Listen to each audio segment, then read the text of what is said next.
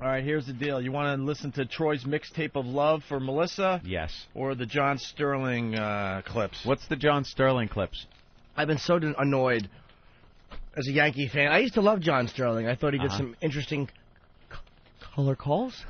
Why don't you hurry? But he became a caricature of himself and began to annoy me so much. I used to love the guy. I think he actually calls a really good game. A lot of people disagree. I think he's very good. But when he does the home run calls, he gets so wrapped up in his own shtick. Yeah. Like it's not about you, douchebag. It is high, it is far, it is gone. At times, if you don't know where the ball's going, that makes sense. But when it becomes, it is high, it is far, right, is it gone? Or when the Yankees win one, when the Yankees years ago would win 2-1 in the ninth inning, and the Yankees win. It was a chilling call. It was so good because you felt the way he would. It was a dramatic moment. Absolutely. That he was capturing with his call. Yes, in the playoffs. But you're now talking about a close game. In the playoffs, maybe the Yankees win, and you're like, yes, they did. Yeah. But now it's an 8-1 win in Minnesota in July.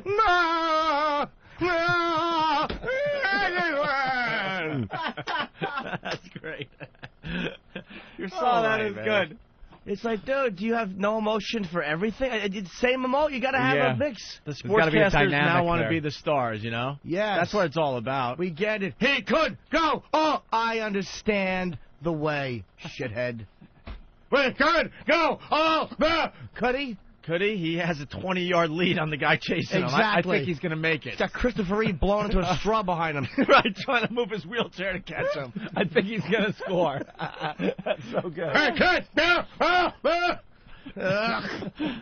It sort of takes away from those special moments. And it's like, I've just seen the tape. He goes, fucko.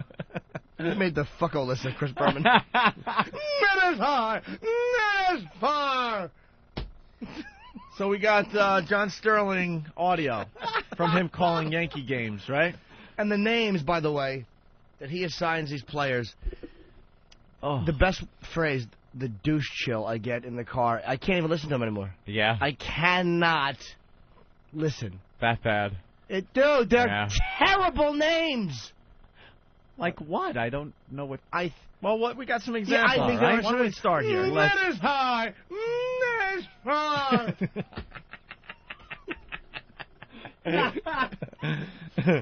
All right, here we go. Now the 1-1. Swung on there, goes to right. It is high. It is far. It is gone. Oh, he's done it again. Jason Giambi. And boy, did he hit a shot. Oh, way out in right field. He timed a fastball and drilled it out. It is a 3-run homer for Jason Giambi, the Giambino. And the Yankees take a 5-4 lead. Is it true that was during batting practice? Yeah, probably. The Giambino? Giambino. See, that was actually a great call until he said that. Yeah, the Giambino. That was a great call. It is high. It was quick. It wasn't dragged out and annoying. Yeah. The Giambino. Yeah. All right, let's listen to the next one. 2-1 Seattle in the 7th, and the right-handed Eels swung on it, hit in the air, to deep right center. It is high, it is far, it is gone. It's a grand slam. Bernie goes boom. He drills a grand slam into the bleachers in deep right center. Burn, baby, burn, and the Yankees have taken a 5-2 lead.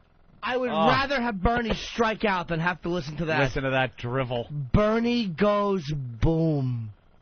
Burn, baby, burn. Burn, baby, but probably burn. spelled B-E-R-N. Of course. Because his name is right. Bernie. And when guys hit home runs, this is the worst. Like, if you guys were both up and you hit home runs, which you do in my eyes every day. Of course. Thanks, Jimmy.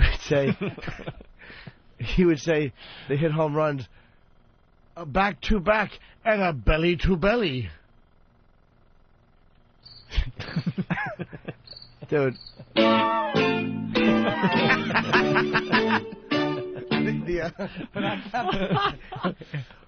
Dude, back to back and a belly to belly. He goes, and a belly to belly.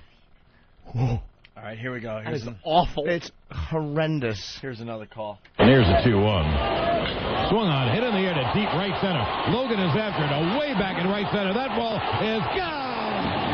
Oh, it's carried into the right center field bleachers. An A-bomb from A-Rod.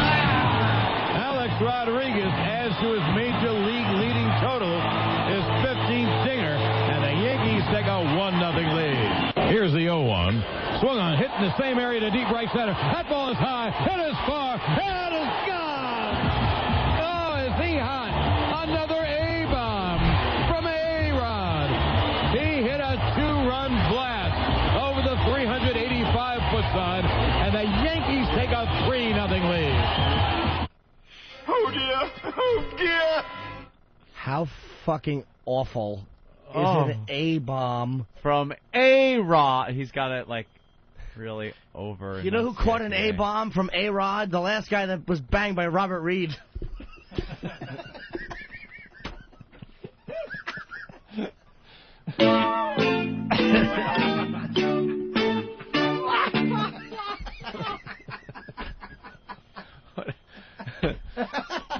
Hey, he dropped a doozy right into his colon.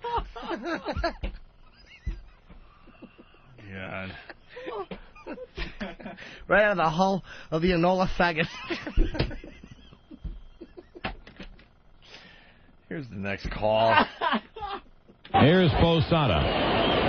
He hits one to deep left. That ball is high. It is far. It is gone. Georgie juiced one. He drilled the ball 10 rows back in the lower seats and left. A Posada home run. And the Yankees take a 4-0 lead. Be a 1-0. Swung on, and there goes to deep right. It is high. It is far. It is gone. Oh, another Yankee home run. Georgie juiced one again. He had a line drive toward the old Yankees bullpen in right. A 3-run Posada blast. And the Yankees now take a 10-0 lead. Oh, the good old days. Georgie juiced one. Georgie. It's fucking I can't listen to Yankee games anymore. That is really bad. Do you understand? Are they Tino Martinez ones in here? I'm looking. We got the Alexander the Great. Oh. The pitch is swung on, hit in the air to deep center. That ball is high. It is far. It is gone in the block. Oh, another bomb from A-Rod. Alexander the Great conquers again. A home run in the black in dead center to break the scoreless tie. Do you know my head is tingling right now? Yuck. That's so awful. Yeah. My head is itching. Isn't that just the worst? It's the same feeling I got when I was 16 and I was jerking off reading a 4 magazine and my mother walked into my bedroom. Embarrassment. Sheer embarrassment. No. The desire to grab someone's head and force it on my cock. Don't misquote me. An A-bomb from A-Rod. Let's say hi to Mark in Connecticut. Dad Mark. liked what? Yeah, like it's the one of Sterling call from a couple of years ago, or a year or something ago. The Yankees lost something like 25-0, and at the end of the game, Sterling was all in tears, like, you know, the best thing about baseball is that the sun will come up tomorrow. And it's just, that was like the call. Really? Is there any Tino Martinez ones here? I don't think so. Oh, no, back to back. Oh, no, we got some Tino coming up. Good. But first, we got the Yankees win call that... Well, again, if it's done right, I like it. There's a way to do it where it's genuine and a way where it's not. But every game he ends with this. Yeah. That the Yankees win. Rivera at the belt and the 0-2. Struck him out swinging. Ball game over. Yankees win. The Yankees win. Do they?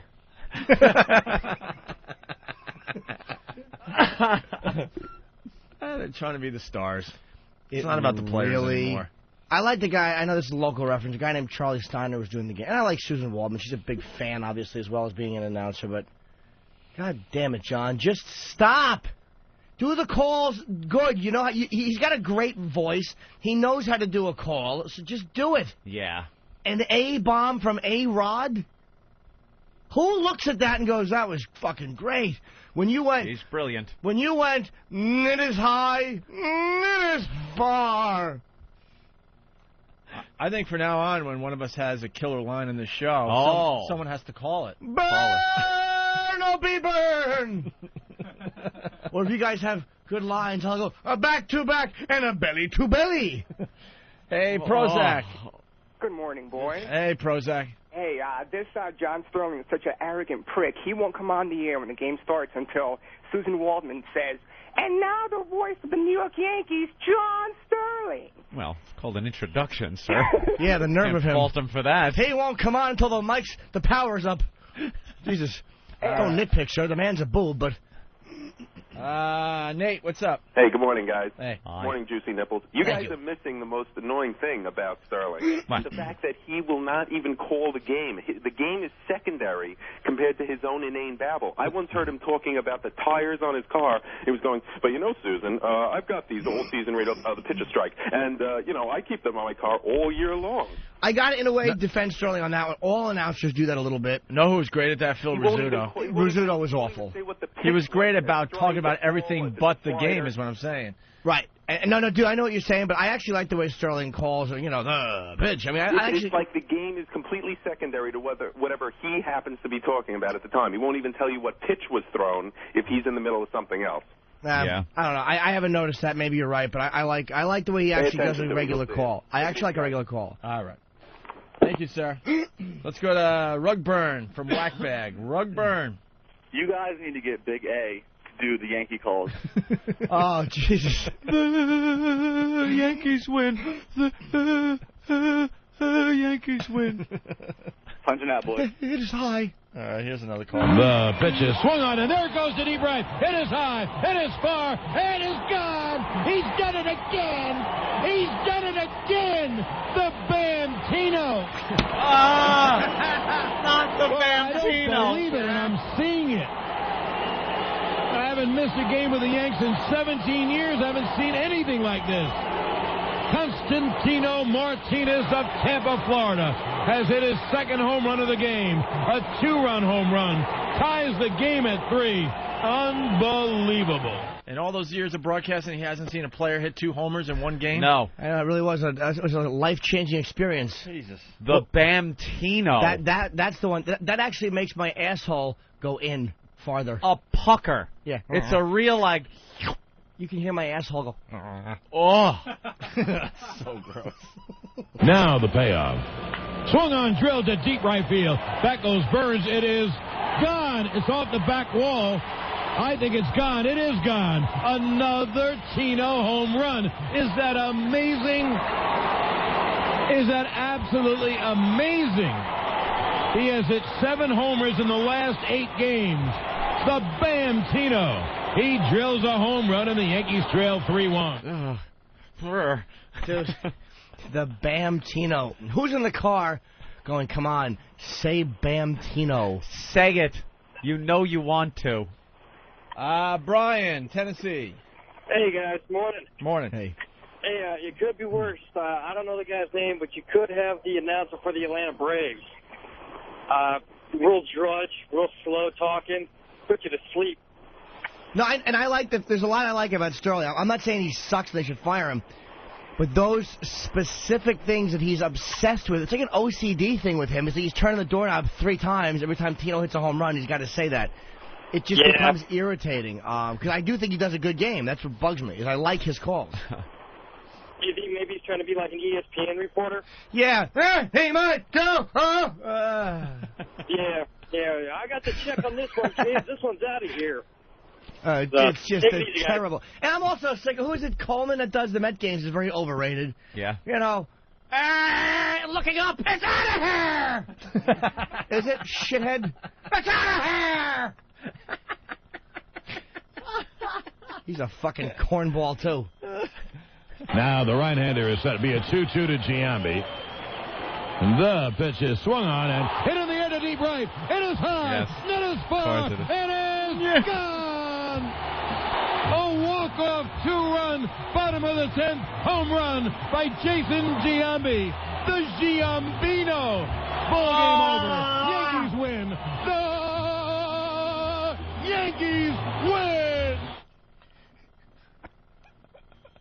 The Giambino. No. That would be stupid. It's the Giambino. Ah, the Giambino. Does he know that he sounds like a real douchebag when he says that? The Giambino, the Bamtino. 2 to go. Henneman is set. And he deals. Swung on in line to left center field. It is a base hit. Rounding third is Raines. He'll score. Tino goes to third. It's a 2-out.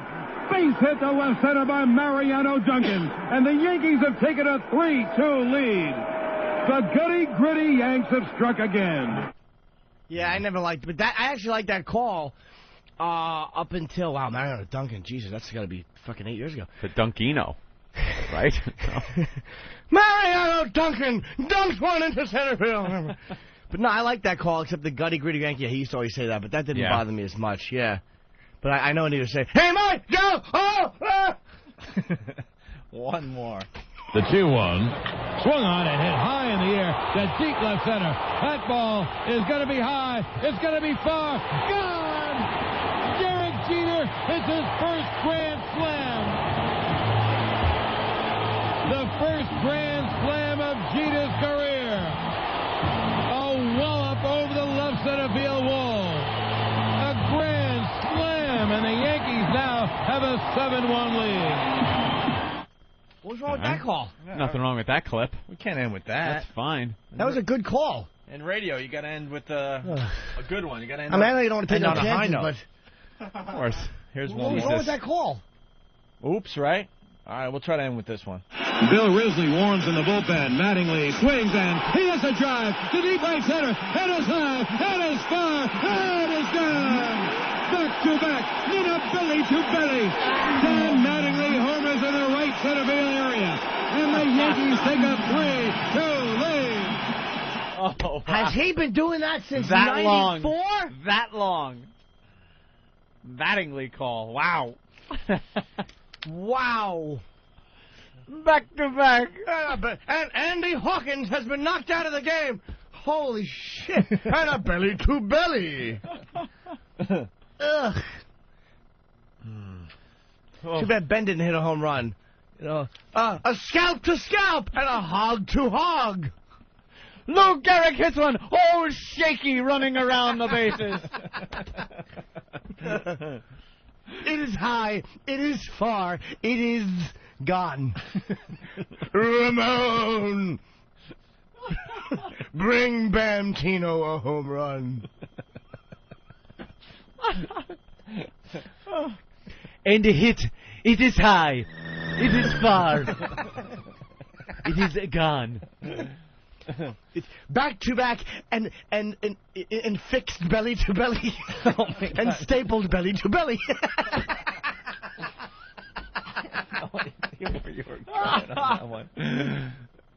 Yes, they call me the Bearbino. And Carlisi hits another bare bones home run.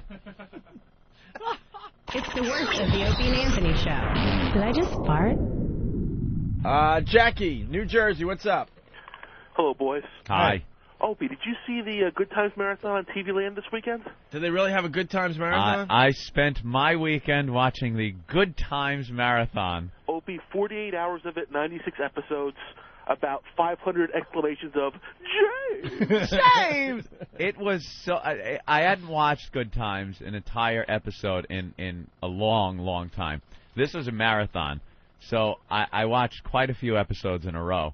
That show was awful. Just horrible. There was nothing funny about it until you watch about 5 or 6 episodes. Then it starts becoming funny because it's so bad. The catchphrases, just the storylines, they were all I can't even not say it. Niggers. It was. Let me say, Jimmy. What the hell's wrong with you? And this is why John Amos left the goddamn show, because it was just this stereotypical, awful portrayal of a black family. Horrid. Not funny at all, and just storylines about, you know, a wino that they bring into the house and drugs and JJ's always stealing stuff. And this is all the stuff I forgot. They had remember Walona, the neighbor that lived next door? She had a husband named Ray who left her, of course, and comes back a few years later and tries to get back with her and says that he's changed. Well, he's got to come in and wait for Walona to get back because the horror she's out with the rest of the Evans family. And what's her name there? The daughter? The hell was her name? Thelma? Thelma. She's at home doing her homework. Ray comes in. What happens? Ray just pretty much attacks her as she's doing her homework. She's trying to do her work, and he's like, "Hey, how you doing?" Gets right up behind her. "Come on, baby!" In his pimp attire. He's just like a pimp. John Amos left the show. He left the show after 2 seasons. Only 2 seasons? Only 2 seasons. He left the goddamn show because of this bad black stereotypes that were being portrayed on this show. Just horrible. And nothing funny at all. The lines were so bad and so predictable. Cornball. I like John Amos, though. He's my favorite part of the show. John Amos, yeah, there was some scenes where he was funny, how he'd get pissed off at JJ. But it just became a big catchphrase. Like back then with TV, that was the point where it started. You needed the Happy Days catchphrase. You needed the standout person that would come on and you'd hear the woo from the audience. And then they got, like, every episode turned into a special episode. And this didn't take long in that show. After a year, they weren't handling comedy anymore. They were trying to cover the issues that were being presented to the black families of the time. And it was just done in a horrible, awful, stereotypical way. Really bad. I think all shows need that guy that just walks on and gets the applause and does a few lines and then walks like off. Perhaps a neighbor that drops in? Maybe. Maybe a friend. You know. Hey, we have David Duke checking in. David, what's up? Hey, good morning, boys. Morning. Just wanted to remind Anthony that our next meeting is tonight and that he should bring plenty of rope for the after-meeting activity. Oh, Jesus. Why? White people can't use the word. Take care, boys. That was that if there was any time a white person should use a word, it was when I just used it, so shut up. I can think of 655 more appropriate occasions, but that's just off the top of my head. Because that's what they were acting like on the show. It wasn't, and it was really the first show that presented a black family as the lead characters in this show. It wasn't like All in the Family with the Jeffersons living next door, and that was later on anyway. This was a show based on that, and what they portrayed was this bad, stereotypical black family. They lived in the ghetto, and then I'm like, they had this one episode where this building committee was checking all their apartments, and they were going to give a prize for the best apartment, the way it's decorated and stuff, and Florida was putting new slip covers on the couch and everything. Yet the refrigerator was still filthy. Like they had around every painting that was on the wall was like the dirt spots. Like they painted the set like that, obviously, to make it look like the walls. The front door around the doorknob was just filthy. If they were going to clean up the place so that a committee could come in and judge how well you're taking care of it, wouldn't you take a little Formula 405 to it or something? Maybe just clean it up a bit. Only slip covers. Just the slip covers on there. Another one, this episode killed me. And now I'm laughing hysterically at the show. Not with the show, at the show. James! He got a letter that said he was up for this union job that was going to pay $4.50 an hour. And they are talking like they're going to move to a mansion. This is great. They're going to get a maid for James making $4.50 an hour. I understand the show. Oh, it's Formula 409? Thank you, Derek. I made that mistake some other time, and someone pointed that out. 409. You want to wash out stains with a freeway in Los Angeles? Give me the 10. I spilled something. I understood what he was saying. Oh, that's very funny. Very good. So James was up for the union job. I'm going to make $4.10 an hour, or $4.50 an hour. They're going to move on up. And he goes, well, Florida, I'm going for the interview tomorrow. Let's have us a party. And Florida goes, well, James, where we get the money? And he goes, just use the rent money. We'll have plenty after I get this job. And I just sat there and I went, oh, no. I said it. I said, that's called nigger rich. I remember my mother or uncle or something, if you get like $10 in your pocket and run out and spend it, that's what they called it, being nigger rich. That was the word for it. Welcome to the Opie and Fat Nick show. No shit, man. No, look, if anyone's offended by this, turn the fucking station. This is just the way people talked, especially back then. And it's the way I'm describing the situation. This was language that was used. And, excuse me, sorry, it's still being used. There are white people. I hang around people that use it all the time. That was a term that meant you were spending your money instead of saving it. And the way it was portrayed on Good Times, that's what they were doing. You ever pass a joint around to your friends and it comes back to you and it's all wet? What is that called? You lipped it. Yeah. What, you know what else they call it when you spend all your money and don't pay the rent? Irresponsible. Right. But don't hang me out to dry here, kids. No, absolutely. Speaking of I am totally being honest with the language. This is terminology like no one's ever heard this before. Has anyone ever heard this before? You ever heard that term? No, absolutely. Of course you have. I've never. You ever scream it out a window? No, but I've thought it a couple times. Damn fumble. That was never said in my liberal household. That was my mother would throw that term around like it was. And yeah, but that was and of course now James goes for the job interview. There was some kind of computer glitch, and James is supposed to be 41, I guess, in the show at the time. The age cutoff was 35 for this union job. And because of a computer glitch, it had his age being at 35, and he couldn't get the job. So he's sitting there and gets all pissed off at the white guy behind the desk, goes back home. They're throwing a big party for him with the rent money, and he's got to tell everyone he doesn't have the job.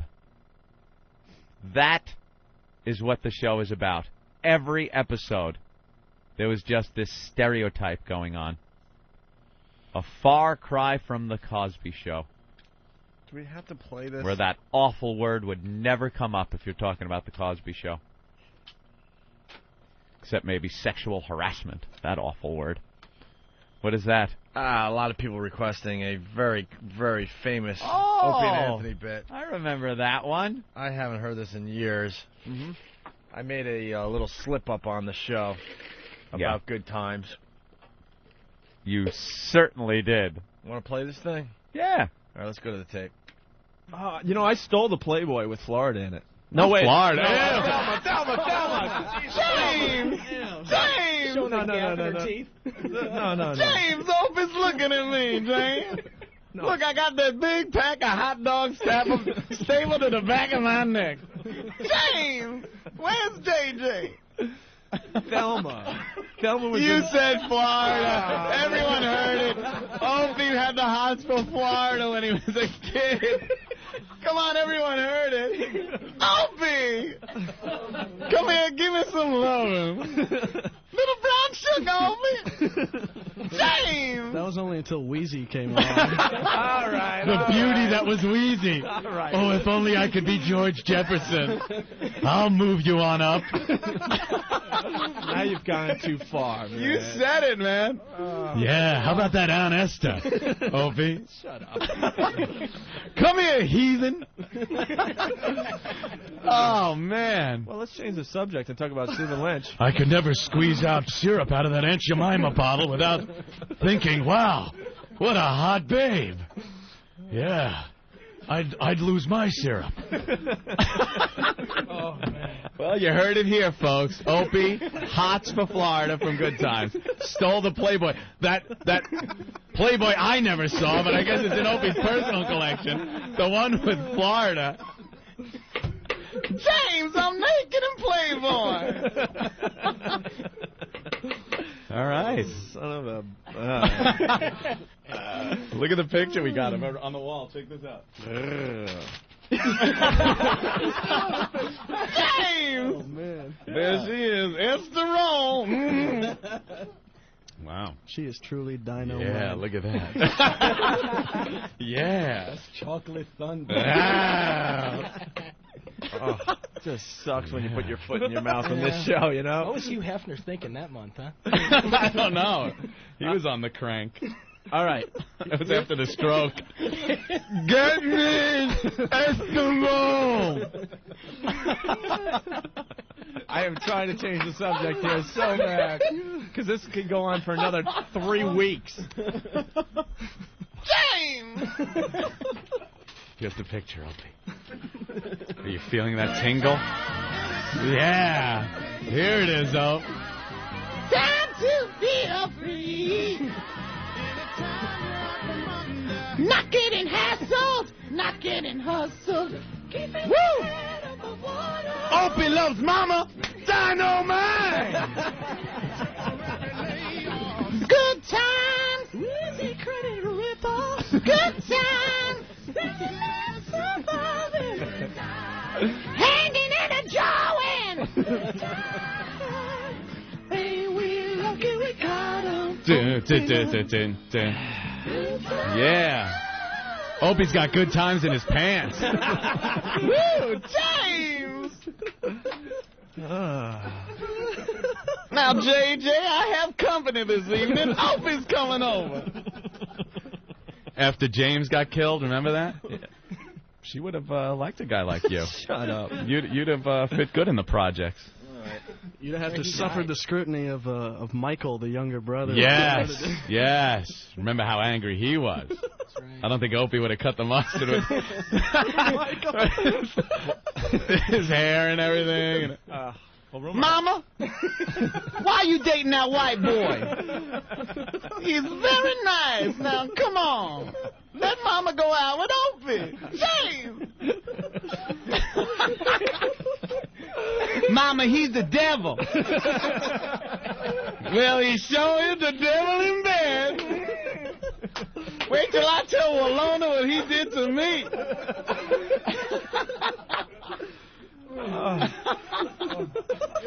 Of course he can't stack up to James where it counts. You know, this picking on someone is not that fun after all. I always thought it was fun to pick on people. Oh, it's a blast. Come on this side. All right. Hey, this is Tom Morello from Audioslave. And this is Brad Wilk. Timmy C. Chris Cornell here. You are listening to the worst of Opie and Anthony. It's the worst. Baby, you really need to drink more. Opie and Anthony. Speaking of cabbies, you got to tell the cabbie story. I mean, we're going to be all over the ball field today, but actually, Anthony made this point a while ago. I mean, in this city, if you're lucky enough, quote, to have a white cabbie, 9 out of 10 times he's crazy. They're insane. They're like really crazy people. I don't know. They seem like homeless people that happen to get a hack license. They just have they're all crazy in that way where you could see them sleeping on the street. But they're Middle Eastern. They're not wearing a turban. You get in the cab and go, wow, it's a white guy, and you expect maybe, the old style, like an episode of Taxi, maybe Rieger or something. But you don't get that. You get certifiably insane people. Oh, hi, how are you? This is the new intern. Ah. Can I have a coffee just with a little bit of milk from the machine here? Thanks a lot. Very good. New intern. Alternative young gentleman. So I get in my cab, I leave, I say goodbye to all the people that work in the building that love me. Yeah. And I get into a cab, I have my headphones on, I want to listen to something. It's a white guy wearing a hat, and I just see the movement of his fat head, and I'm like, oh, he's talking, what?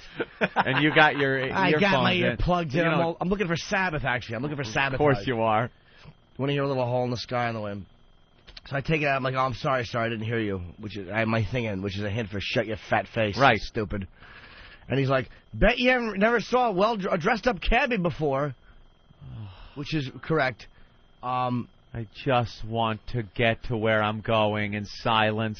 So I'm like, no, I think it's good, dressing up. And I put it back in. And I look up again, and I just see his fat mouth continuing to... It's like, when someone's talking, if you're looking at them from the back... right view. You'll just see the subtle movements of their head, and you're praying they have Parkinson's, but you know they don't. They're talking. So I take it out again. I'm like, sorry, I didn't hear you. He's like, well, you know, after 9/11, I traded in my black car. I guess he was a livery driver. Right. For a yellow one. So I realized he's wearing a chauffeur's uniform. He's driving a yellow cab. In a chauffeur uniform, and he looked exactly like the doorman from the Jeffersons. That's who he looked like. It was stupid. And driving me down Broadway, and he goes, yeah, I even got a red, white, and blue tie to commemorate the victims. He holds up his red, white, and blue tie so I can see it in the back. Ugh. And he starts talking about how he's the positive cab driver. And he goes, whenever you have negativity, use me like a computer chip. Just double-click on my icon mentally and think of the positivity. Let me take away your negativity. And all I'm thinking of is what it would be like to strangle him like they did Johnny Ola. His fucking fat neck with some piano wire or something. Just to shut him up. As I'm getting out, his awful tip-begging diatribe. That's what it is. Of course it is. And I get out, and he hands me a thank you card. A card? It's in an envelope. I was praying to be white powder in it so I could just fucking eat it and get this over with. And I know he doesn't have XM. I tried to get him to do a phone-in because he's such an ass. Yeah, of course he is. But wherever he is, I hope he has hit a pole. Does he have a pile of these on his seat? I'm sure he does, because I just want to thank you for being a... Do you really? Insincere? Fatso, why do you have these typed out? You don't know anything about me. How do you know what our experience is going to be like together? Thank you. Yeah, and this is what it says. I thought it was like a generic Hallmark card or whatever. But I look and I realize this man has typed all this in. Are you surprised to see a dressed-up taxi driver? That's good. He puts his opening line in the card. Fucking, he's like a hack in every way. A hack in a hack. Hack. The taxi commissioner is looking for me, and I'm dodging him. Shithead. I used to be a limo driver before 9/11, and instead of a slash between 9 and 11, he has a question mark, because apparently fucking Tom the doorman doesn't proofread before he hands me shit out. Gotcha. I traded my black car in for a yellow car. And this is what he told me. He hit the shift key, did he? I have not read this card yet. I honestly have not. So if it's redundant, it's because he just repeats what's on his fucking card. Before 9/11, in February 2001, the bubble burst on the .coms. Then millions of people were laid off all over the world. Then all the businesses cut their expenses accounts to zero. A ripple effect happened, and all businesses that supported other businesses then laid them off, and some went bust. I hope this guy is dead. Right. Then when the World Trade Center got hit. Period. Alan Greenspan with cranky ass. This is the sentence. This is the sentence. It goes went bust. Period. Then when the World Trade Center got hit. Period. Shouldn't that be a comma? Look, you fucking fatso in a chauffeur outfit. How about that? Okay, so that's the whole sentence. That's the whole sentence. Then when the World Trade Center got hit. Yes? No, that's the end of the thought. Shithead. And then the next sentence. It just put icing on the cake. Oh, I hate him. Put icing on the cake. And he capitalizes icing and cake. Well, wouldn't you? Of course I would. They're both proper names. Mr. Icing Cake? That's right. Mr. Icing and Mrs. Cake would like to say, "Duh, you fat pig." It just put the icing on the cake, comma, and it blow everything out of the ballpark for everybody. Yes, it does blow everything out of the... What? Wow. So I'm still chauffeuring people around. Why shouldn't I dress appropriately, positively, and professionally? No question mark, of course. You might as well put that instead of a slash in between 9 and 11. You fucking That's where you're supposed to use that question mark. Of course. And he capitalizes and darkens appropriately, positively, and professionally in the next sentence. Because I want you to leave my car more positive than you came in and have a more positive day, said Robert Reed. And then in parentheses... I'm positive you're an ass. He really is. I want you to leave my car more positive than you came in and have a more positive day. And then parentheses, weekend, comma, flight, comma, stay in New York, comma, etc. Oh, like if you're here for the weekend, like he's giving different reasons you might have been in his car. Been in his It's the car. weekend, you have a flight to catch. Right. He's just trying to be pertinent and relevant. Anytime you have any negativity, capitalized and darkened, picture me as a computer icon in your mind. This fucking asshole is just putting a thank you card, what he babbled about the whole time. What he babbled during the ride. As the only taxi driver wearing a chauffeur uniform and an American flag tie, and in parentheses, since 9/11. What? What'd you wear before that? A red one with a white circle in the middle of it? You fucking Jap lover? And listen to classical music. Everything is positive and relaxing. Yeah. I wonder if he gives himself these affirmations in the mirror. I am not a fat pig in a yellow cab. I make people happy. You make no one happy. You know how people are happy? Thank God I'm not that horse's ass. All right. Everything is ever since 9/11. And listen to classical music. Everything is positive and relaxing. So anytime you have any negativity, you pull up my icon and double-click it, and let my positivity flow out. So to rid of the negativity out, so to get rid of the negativity getting in, use me as a catalyst to get started. Well, I wish he was here. You know what I'd like to do to this guy? I'd like to remove his chauffeur cap and hold his cheeks and sink my teeth into his forehead. Just sink. I wouldn't even utter a word. I would just bite his forehead and smell his sweaty hairline. You know how annoying this just sounds? Dude. And you had to live this? I had to sit in it. You just wanted to get a fucking ride to work. White cab drivers. That's less than 5 minutes. They all want to talk. I wanted a hole in the sky, and I got this. Everybody needs help, ? That's... Everybody needs help! All right. Now he's an 80-year-old Jew. Everybody needs help? So I planted a seed of positivity in your subconscious mind. Yeah, sure Again. he did. And it's festering, sir, into a tree, wishing I could hang you from it. That's what your seed is blossoming into. Poison ivy. I'd rather wipe my ass with poison ivy that you planted than listen to this dreck. He picked the wrong person to plant a positive Wow. seed That's right. in. I'd like to, You watch how positive Jim is from this point on. I hope someone plants some seeds of positivity all over your back, motherfucker. So anytime you need me, I will be there. And oh, I wish I could. I have to post this. THEIR. THEIR. Yeah. There. Right. Right. As in. Like I will be their reason Right. for hating their day. There. So anytime you need me, I will be there to help you and support you. Just think of me. Of course. It's almost done. Let me thank you for being a valued client! ! A what? A valued client! ! Client. Yeah, I'm a client. I have so appreciated serving you. I look forward to many years of giving you the highest standard of excellence and service. His name is Paul something something. You're a positive taxi driver. And he wouldn't even... I wanted him to call in this radio show. Yeah. Because the man is a boob. He is a complete horse's I'm like, ass. would you call into a radio show? He's like, nah, I don't have time.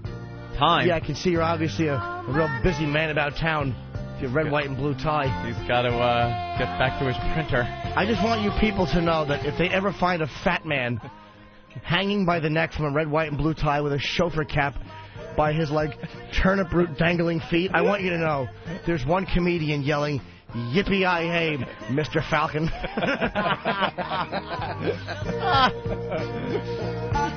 Let me see the... I'm going to put this online so I'll block his name out.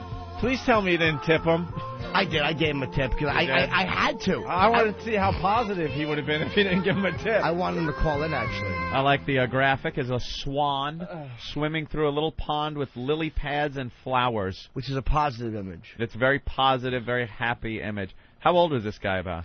I'd say 55. Yeah? Yeah. He's probably had some tough times. I'm sure he has. And decided this was going to be his way of giving back. He's probably trying to make up, like, karma-wise. Like you said, good point about the nom. He probably feels bad about the 8-year-old's hands he chopped off because he thought she was coming for him, but he just realized she was asking for candy. He's trying to straighten his karma right out. Look at all that bold type. Meanwhile, is that a code? Fucking 40-year-old kid somewhere that can't wear a wristwatch thanks to old knee-jerk reaction. Thanks to some Marine in a fucking chauffeur hat back in 1967 that just lopped her little hands off with a machete. driving a cab, trying to fucking put a smile on everyone's face.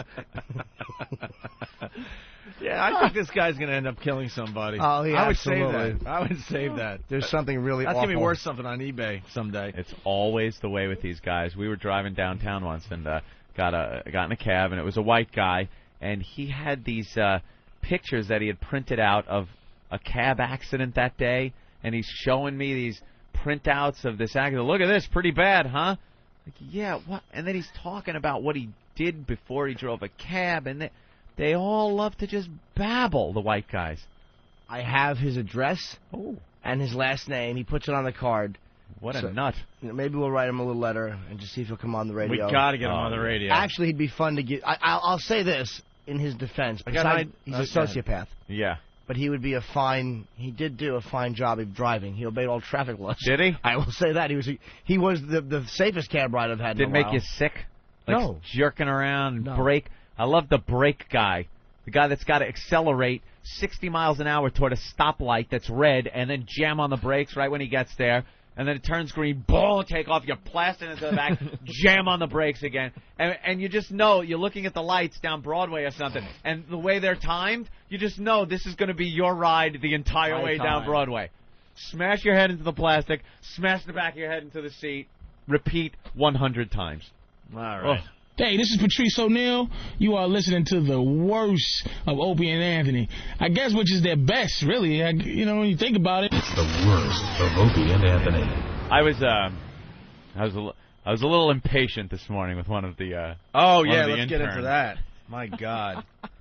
I'm sitting on the couch. We're all just in a really good mood because we got these news teasers that made us laugh really hard. And we got a huge story we're going to get into in a few minutes here that's going to get people thinking and talking today. And Anthony got his breakfast order. We have a new crop of interns. They're great, by the way. Here that are in. Someone scared the shit out of them, which is unfortunate. What? They're all jumpy. They're all like very little jumpy. They're all like little chihuahuas that wet the rug whenever their owner comes in. They freak out.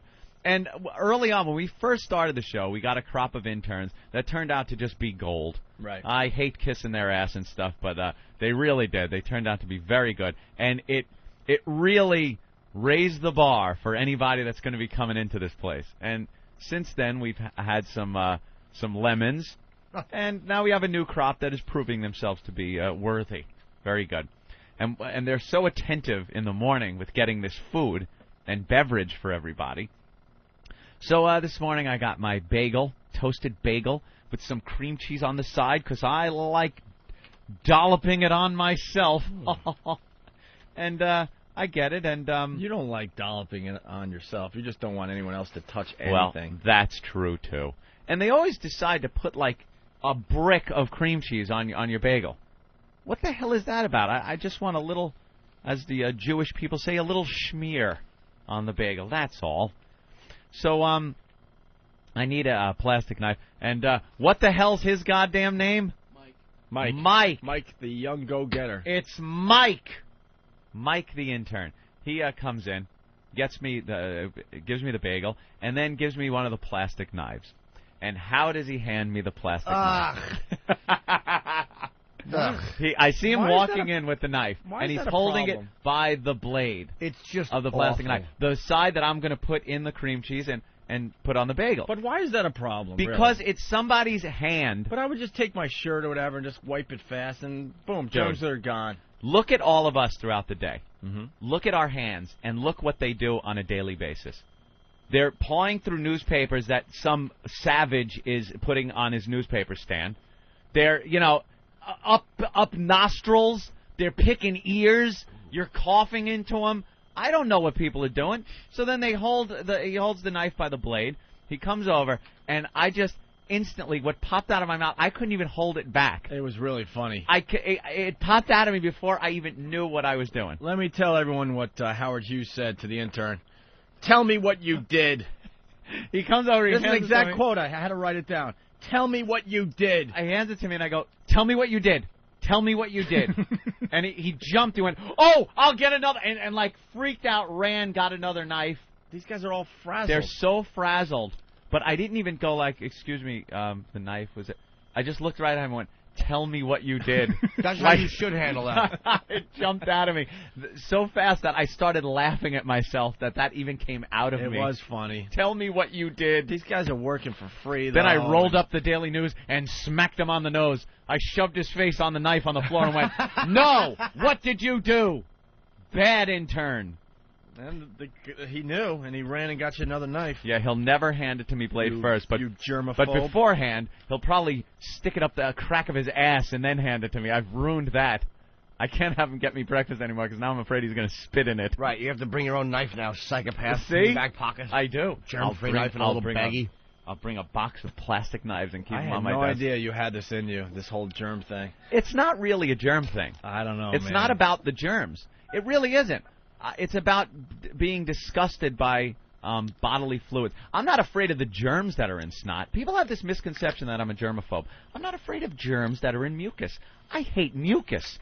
I'm not afraid of germs that are on people's hands from, earwax or that. I just think it's disgusting. Do you know that Anthony is the only person alive that has never picked his nose? I don't believe he's never. I've picked. Are you sure? I use a tissue on my finger. You never just got in there? Finger. You never just got in there? And went to town? No, there have been times I've had to, but it's definitely not around any other people. On the job site back in the day when I was working for a living. I don't understand. Yeah. You used to do some crazy things on the job site, and now... Opie, those things were necessary for your own survival. Now a stupid plastic knife with maybe an intern's thumbprint on it drives you nuts. It's anybody's hand. You used to shit in spackle bucket. Yeah. Yeah. The old days. That's what I did. And there was no toilet paper around, right? No, you had to use toilet paper. Stop. What do you think I was going to wipe with? Although once I think I wiped with an old T-shirt. Yeah.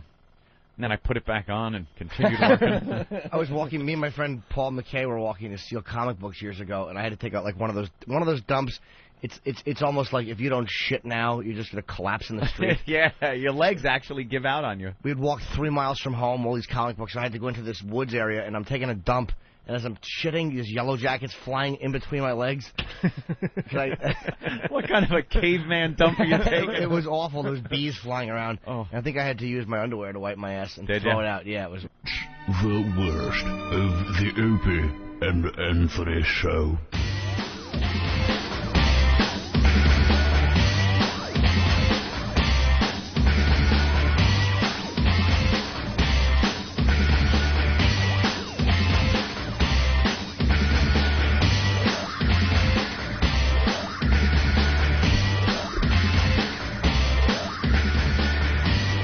All right. We're setting up the Liberators for the girls. We got Friday in studio and Mackenzie Mack coming in a few minutes. In the meantime, because they're like draping some cloth over the Liberators so the girls could use lube and stuff. In the meantime, Anthony, really fast. This is a quickie, I guess. Andrea Yates audio from Conversations with Killers. I guess it's something they're doing on A&E or something like that. Nice, A&E, your murderer network. Love it. Watch all those crime shows. Interviews with the murderers, how they did it. Cold case files. Fun shows. So they're talking to killers, basically. Yeah. Now they're interviewing them, and this is the Yates one? Yeah. Oh. It's your words of wisdom from her. Well, we got the 9/11 audio, first of all. A little piece of that. So we'll start there. 911? Yeah, I said 9/11. Jesus. 911 audio? My God. 911. 9/11. There's no 11 on the phone. How am I supposed to... Well, here. What do I do? Here. All right, here we go. Toe fell on. What's your name? Andrew Yates. What's the problem? I just needed to come. Is your husband there? No. Are you having disturbance? Are you ill or what? Yes, I'm ill. You need an ambulance? No, I need a police officer. Yeah, send an ambulance. What's the problem? Hello? I just need a police officer. I just what? I just need a police officer. Oh, okay. She wasn't saying what happened? Right. Oh. It's around her kids. I thought maybe we were going to get a... Jimmy, what? What happened? I didn't say a word. No, I saw you just go, wow. She's very I know, nice. but you were looking at a picture on your digital camera. What happened? It was a picture of Friday's vag. There's a whole thing photo going on. shoot, video shoot going on in the studio while we're talking about Andrea Yates. Attempting to do just something a little I different wasn't before we get back to the girls. No, I know, but I saw your face, and you can't just make believe you didn't make. Couldn't help it. That You know, unbelievable Jimmy, we're face. talking about something a little more sexy than what's going on in the studio. Ooh. Jimmy's getting a peek at the. Wow. It's really nice. You like that one, Jimmy? Jimmy is inspecting Friday. Yeah. Wow, Friday's great. It's Wow. Good. It's good size, nice. That's not a big size. Big? It's like Jimmy's buying a car. It's like good size. I like it. hands. Fit the whole family. Oh, I like that. Like the color. Oh, that's really nice. Oh, that's perfect. Look at that.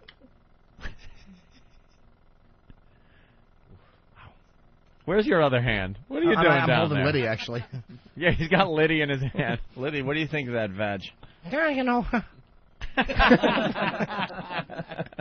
That's really nice. Oh yeah, you got to lube up her. Oh boy. All right, now we got problems. Wow. She is squirting a whole bunch of lube Well- right on target. Screw Andrea Yates, Anthony. Yeah. Let her have her fun. Oh. What kind of lube is that? Well, it Oh, yeah, Jimmy? Jimmy's. stays wet longer. Jimmy's got to use a little, he's sweating. No, I'm not. I just forgot to use deodorant today. I don't smell. All right, what's going on over Really there, nice one. E-Rock? Oh, my God. Hold on. She's what? She's lubing up pretty good. Thank you, E-Lo. Yeah, we know that. Well, she's well, when a she's girl working puts herself. lubricant on her vagina, it will tend to get slippery. Eric Logan. Where's Mackenzie? Yeah, let's Yeah, get we should get Mackenzie in here. Let's get Mackenzie Stat. Mac in here. Wow. We have Friday topless and bottomless, and He's on the console with the sexy little thing in between the Very boobs and lubed the up. badge, just kind of hanging out there. We got the Liberator, all set and ready to go. Yeah. What are you doing? Mackenzie's working her way in here. Steve is getting her. Steve keeps the video camera rolling, of course, at all There's a times. little rotation going Oh, on. look as at far that. as the, Ooh, hello. Hi. Holy Toledo. Hi. hey, Mackenzie, how are you? Your ass? Huh? What'd you say? I said I want to see your ass. Oh, spin her around again. All right, spin her back around. That's great. Back toward Mackenzie. Yeah, there you go. MackenzieMac.com. Yes. I have a cyber skin strap on right here. A cyber skin strap on. Feel this. Okay. Feel that. What do you think, It feels Jimmy? like real dick. Could you hold my head and yell, suck it, and I'll tell you. Well, let's. I don't, yeah, that's cool. Well, she's ready for that. Ready for Oh, let me action. put this on. Yes. All right, sure. Yeah, can I? Clothes come off. Strap on goes on. All right. We get a nice little scene going I on got outside. on the Liberator. Huh? Isn't that cool? Wow, that goes up your ass, Yeah. right? Yeah, It's like a fishing it lure. goes in stages. Yeah, I see. It's So like a I'm, little. I'm just starting. I lost my anal virginity like last week. You did? Congratulations. Thank you. Wow. Very This Friday, cool. like, That's they like gave me a this it's one. a it's a And dildo feel snowman, this. Anthony. Cyber Grandpa skin. give you Have money got down with for that one? Nice. Does the tooth fairy come and give you a quarter? The ass fairy. They leave a log under the pillow. So this is easy. You pop one in and you go, one anal bead. Ooh. And then you get it up here and then you pull them out. Hey, slowly. Friday, you want to see how many you can take right now? Okay. I am not prepared. You're not. Oh, No. you might have a. Yeah. So what? Who's looking? Inside for a few What? minutes. What's up? She needs to put an anal plug inside for a few minutes. Yeah? Sit there. There's one outside. And let it sit there? All right, you might as well bring in the What's box of toys. It looks like Yeah, we're going to use that's a all lot you of them. Can we see you naked? Mackenzie, why don't you start plugging away? Because so far you've been the coolest. Well, both of you girls have been the coolest girls we've had on the XM show. Like, these girls know what we're looking for. Exactly. There. This Now is fair. she's getting Yeah, that's the undressed. Liberator. I like it.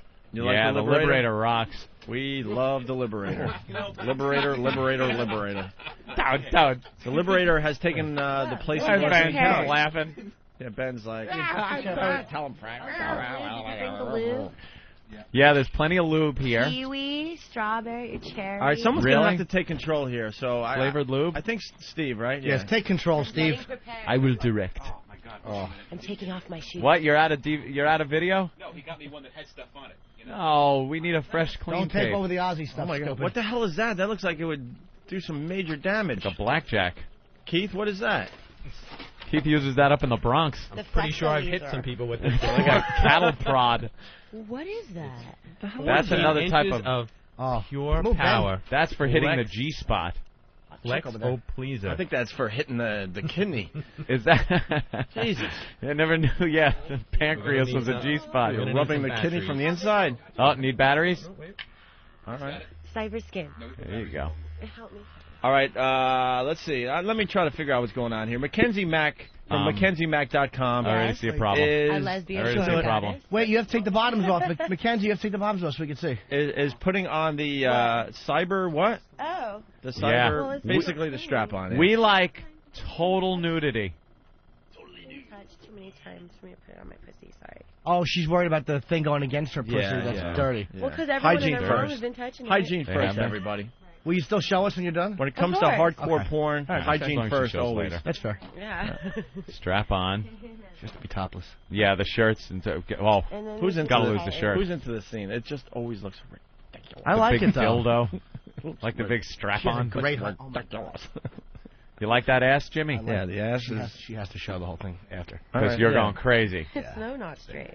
It's so not straight. It's big. It's great. It's like she's got mountain climbing gear. All right, Look at that. She has the strap-on on. Twitching it around. Friday's on the Liberator. Do we really need the top? No. All right, wait. Do we have the little postcards? Just throw this bra at him. Yeah, you better just throw that bra at him. Yeah. Ooh, look on at the that. console. She's lovely. Wow. Wow. Friday's. How are we going to do this, the Liberator? Let's you'll see. have fun. Well, here we will explain how you do it. We got all kinds of scenarios. Hold on, guys. Do you want to see Rock the Boat? Cupid's Arrow? And any? I think we start with the old fucking. Well, what is that? What is that thing? What is that thing called? I think that's a kid's toy that's got into the studio somehow with one of Jimmy's dates. What is that? That's just dope. You can use it in the fucking shower. Wait, we got to get the girl from MySexyStore.com. Is that a glowworm or something? She's coming in. She's coming in. On your panties. What the hell is that? Oh, she's in the producer's studio. It's Moby Worm coming to get you. Strong. Moby Worm is in her hand, coming to get her. What is that? Okay. This is a waterproof worm. And you can take it like showers, bathtub, whatever. Really? 2 settings. You can also take it up the ass. Can you drown 5 children while you pleasure yourself with that? Exactly. All right. Well, we got. Wow. Explain that, Anthony. It looks like a glowworm toy. One of those. No, little I don't care about that. worms. I mean, explain the what is going on here with Friday bent completely over the Liberator. She's bent over the Liberator, on her elbows, ass perched in the air. And she's getting worked over with this jackhammer. Hey, can we get another mic on Friday? It's a worm. Wait, we want 2 mics, guys. We need a mic on the area, and we need a mic on Friday. That's how we do radio. Let's go. Oops. That's right. Oh, look at the big plastic dick is falling over. Why are we There bringing we a go. lighter into this situation? Oh, it's batteries. Okay. Batteries, right. Looks like a lighter. Will you hold my worm? Oh, Ben, she wants you to hold her worm. I don't hold worms. Hey, Steve, look this way. Yeah. Smile. I think those panties need to come off. Then I think, they ought to get going to town. Who's the other girl taking pictures of this whole thing? Who are you? From Liberator.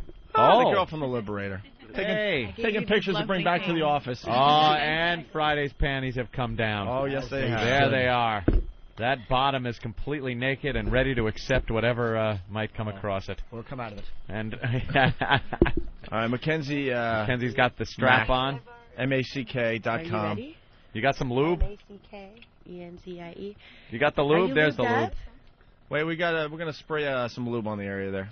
Got a little more lube. There you go. Kenzie checking out the lube, making sure it's pouring it on her strap-on. Lube it up. Yeah, jerk that thing. Are we getting another, we need to mic her still, no? Okay? Could Mars do that, or is that a... No? All right. Here you go. You want to move the Liberator over? How about we do that? Guys, really fast, just move the whole sex move it scene closer over. so no one can see. That's good. Well, I'm trying to mic her, though, for the radio. All right. Well, here's Mars. Yeah. Yeah. Huh? Turn it off. All right. Oops. Turned off the wrong one, I think. No, I don't know what. Whatever. Heard it snap. Am I on? Yeah. Yeah. Jimmy, what's the matter? I have to see her without panties at the end. Don't worry, Jimmy. Don't worry, You'll Jimmy. get to. It's big. That's for cleaning up the paper towels. Did I say MackenzieMack.com? Yes. All right, very good. We can say it again, though. MackenzieMack.com. Yes, Jimmy? She's sexy. I can do Yeah. it like this. These girls are very, very sexy. You could You do it wanna like sit that, on and it? she could kind of back into it. All right, hold on. There we Hold go. on. Wow. Hold on. Wait, we got to get the mic first. Oh, because there's you gonna, fucking tease. There's gonna be a. There's He gonna was be just ready to squat on it. I know, but there's gonna be a really nice reaction when that happens. Hold on. Just keep teasing there, Friday. Just keep backing up and then moving forward. Backing up, moving forward. There you go. Get a little teasing going. Wow. That's close. Hold Rubbing on. the dildo on. We're almost ready, Ant. Oh my God, they're. All right, we're on. Okay, let's mic Friday. You're going here. And Mackenzie's mic. I got lube. Oh. There's lube all over the place. Swiping off a leg. Oh, she's on it. Can I sit on it now? Yeah. Whatever you want to do. Go ahead. It's going. Dude, I'm going to hold it. There we go. Thick. There we go. It's thick. It's thick. It's thick. Slowly but surely. Does that feel good, like cyber skin? Yes. It feels like a real cock. I'm so good.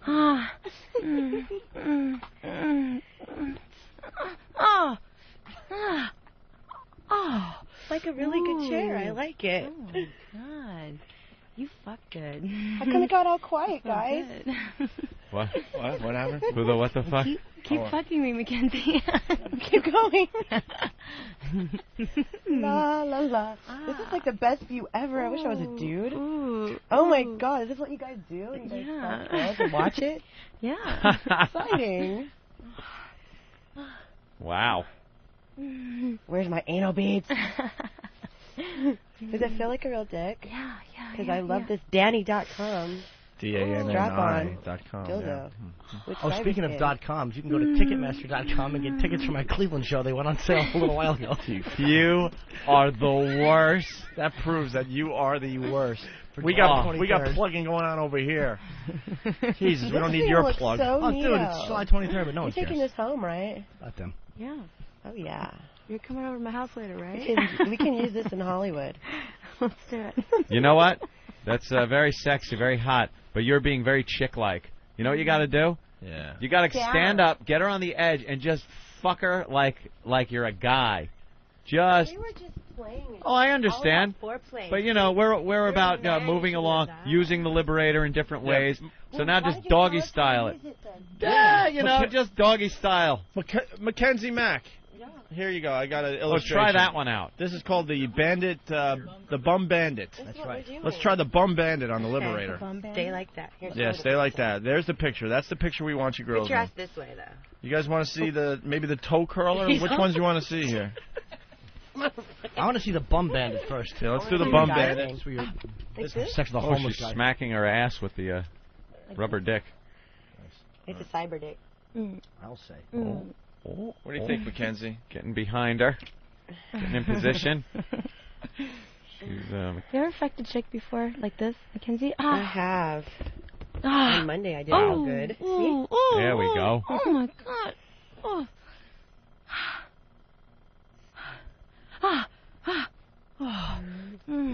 Now she's doing some Feel sucking. that one, baby. Yes. That's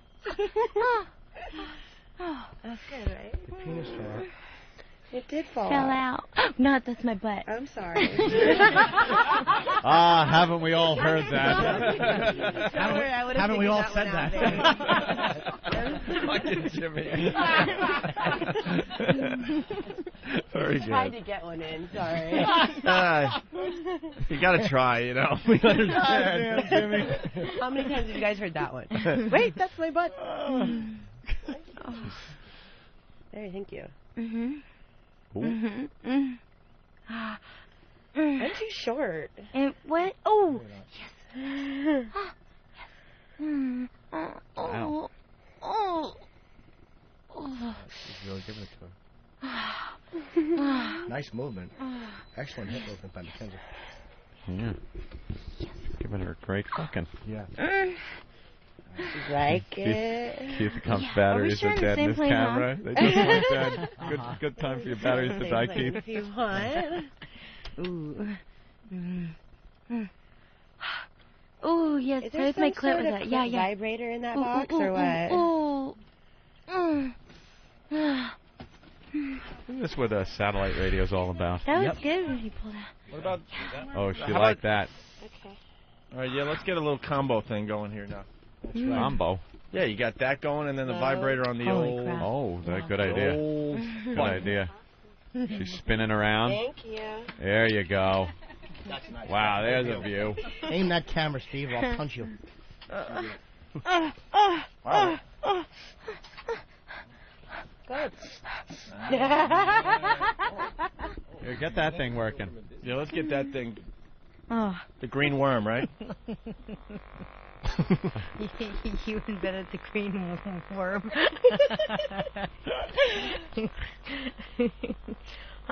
You working yourself, Jimmy? Oh, yeah. Oh, that's good. It's good, isn't it? Yes. You're really making short work of these sex toys. That's the low setting. That's Oh. what? That's the low setting. Oh. It gets even hotter. Oh, oh, uh-oh. Oh, boy. It's funny. Is it too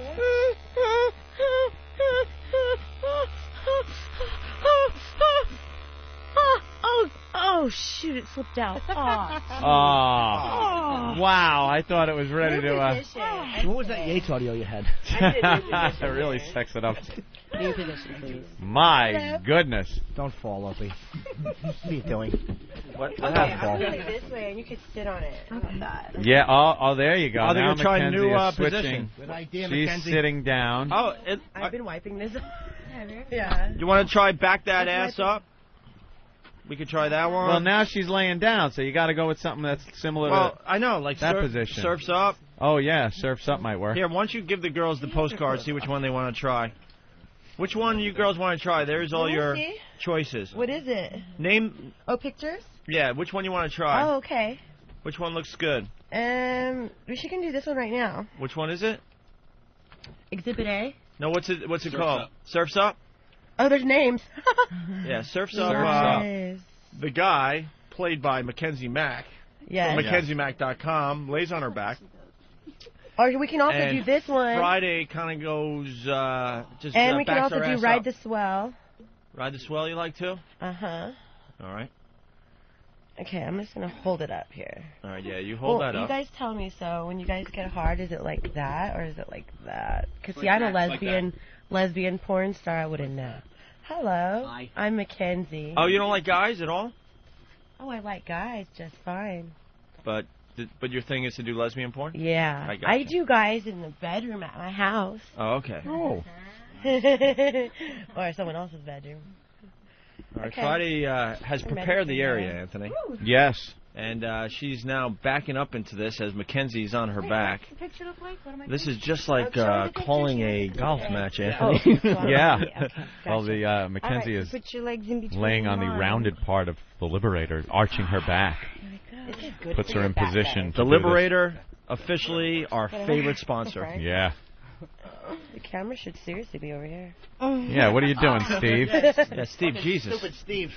Well, What the hell was he trying to This film? is a daddy. Feels good. Isn't it feel great? Yes, it's soft. It's not like that It's hard called Cyber soft- Skin, supposedly. All right, why don't we get another toy involved? So for Friday's pleasure there too. There and This one doesn't look like Friday's too comfortable. She in could this have a position. clit stimulator too. you wanted here Yeah. Friday. We'll give you your own toy to do what you please. Ooh, what's that one? that's those hard to reach places. It's like on the end of a stick. Yeah. Hello. Keep going. You knew exactly where it was. This could be fun for both of us. Yeah.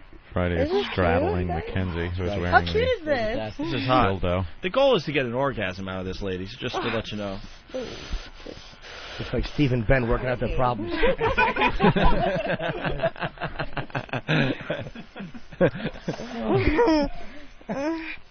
Let's turn you around. Turn me around? Oh, yeah, there you go. Steve is filming her ear. Yeah, good one, Steve. Jesus, what are you doing, fucking David Lynch?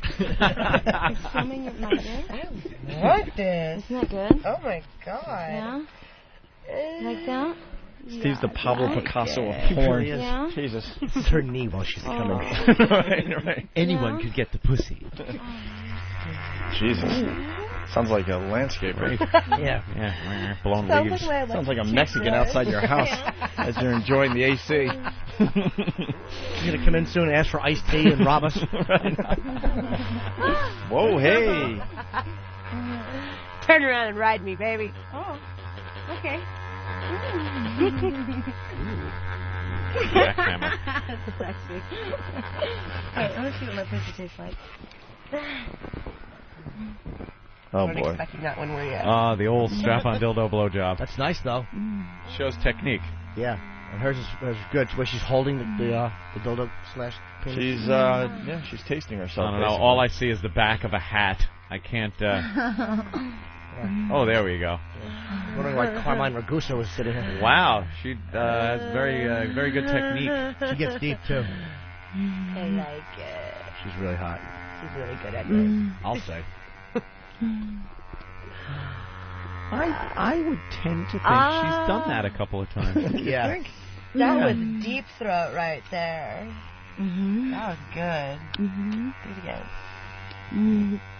Oh, yeah. Now, What is that, 9 inches? Wow. Friday, could you just say, do you like this, Daddy?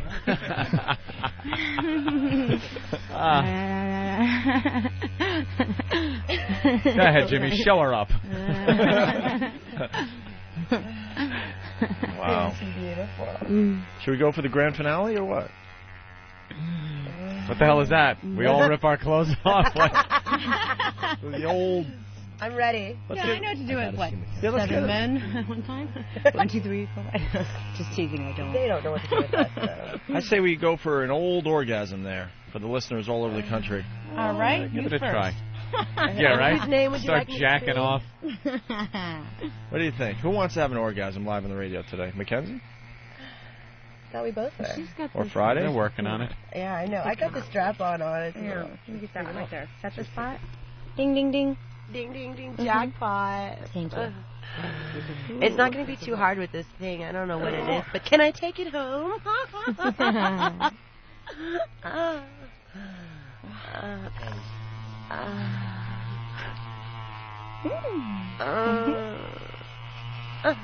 You know how hot you are? It's getting pretty hot right now. Can I get some applause or some sort of like... Oh, yeah, you can. Yes. Well, the penny's already moved to the side. Yeah. All right, why don't you straddle her now? Yeah, do that move. Let me see that. She wanted you to face her. Yeah, face me. Yeah. Face. And hop aboard. Climb And I'll go aboard. like this. Yeah. Yeah, this will work good. Okay. Ooh. Still lubed up enough, or you need a little more squirt on there? All right, we Should I get got back in there? Friday on top now. Very nice. Mackenzie on her back. They're working it in. A little jiggle, jiggle. Oh, yeah. Oh, yeah.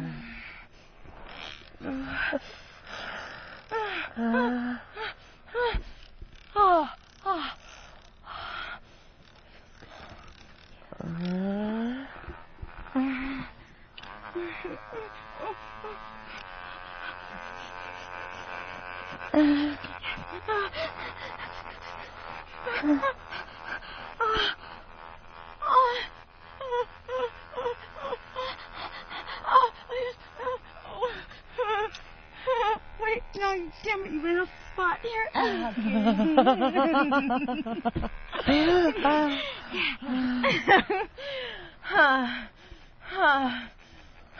Oh, yeah.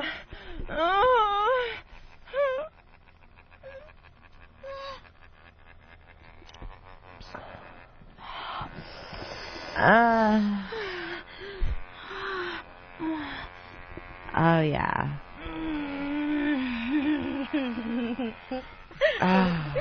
Wow. Just fell off.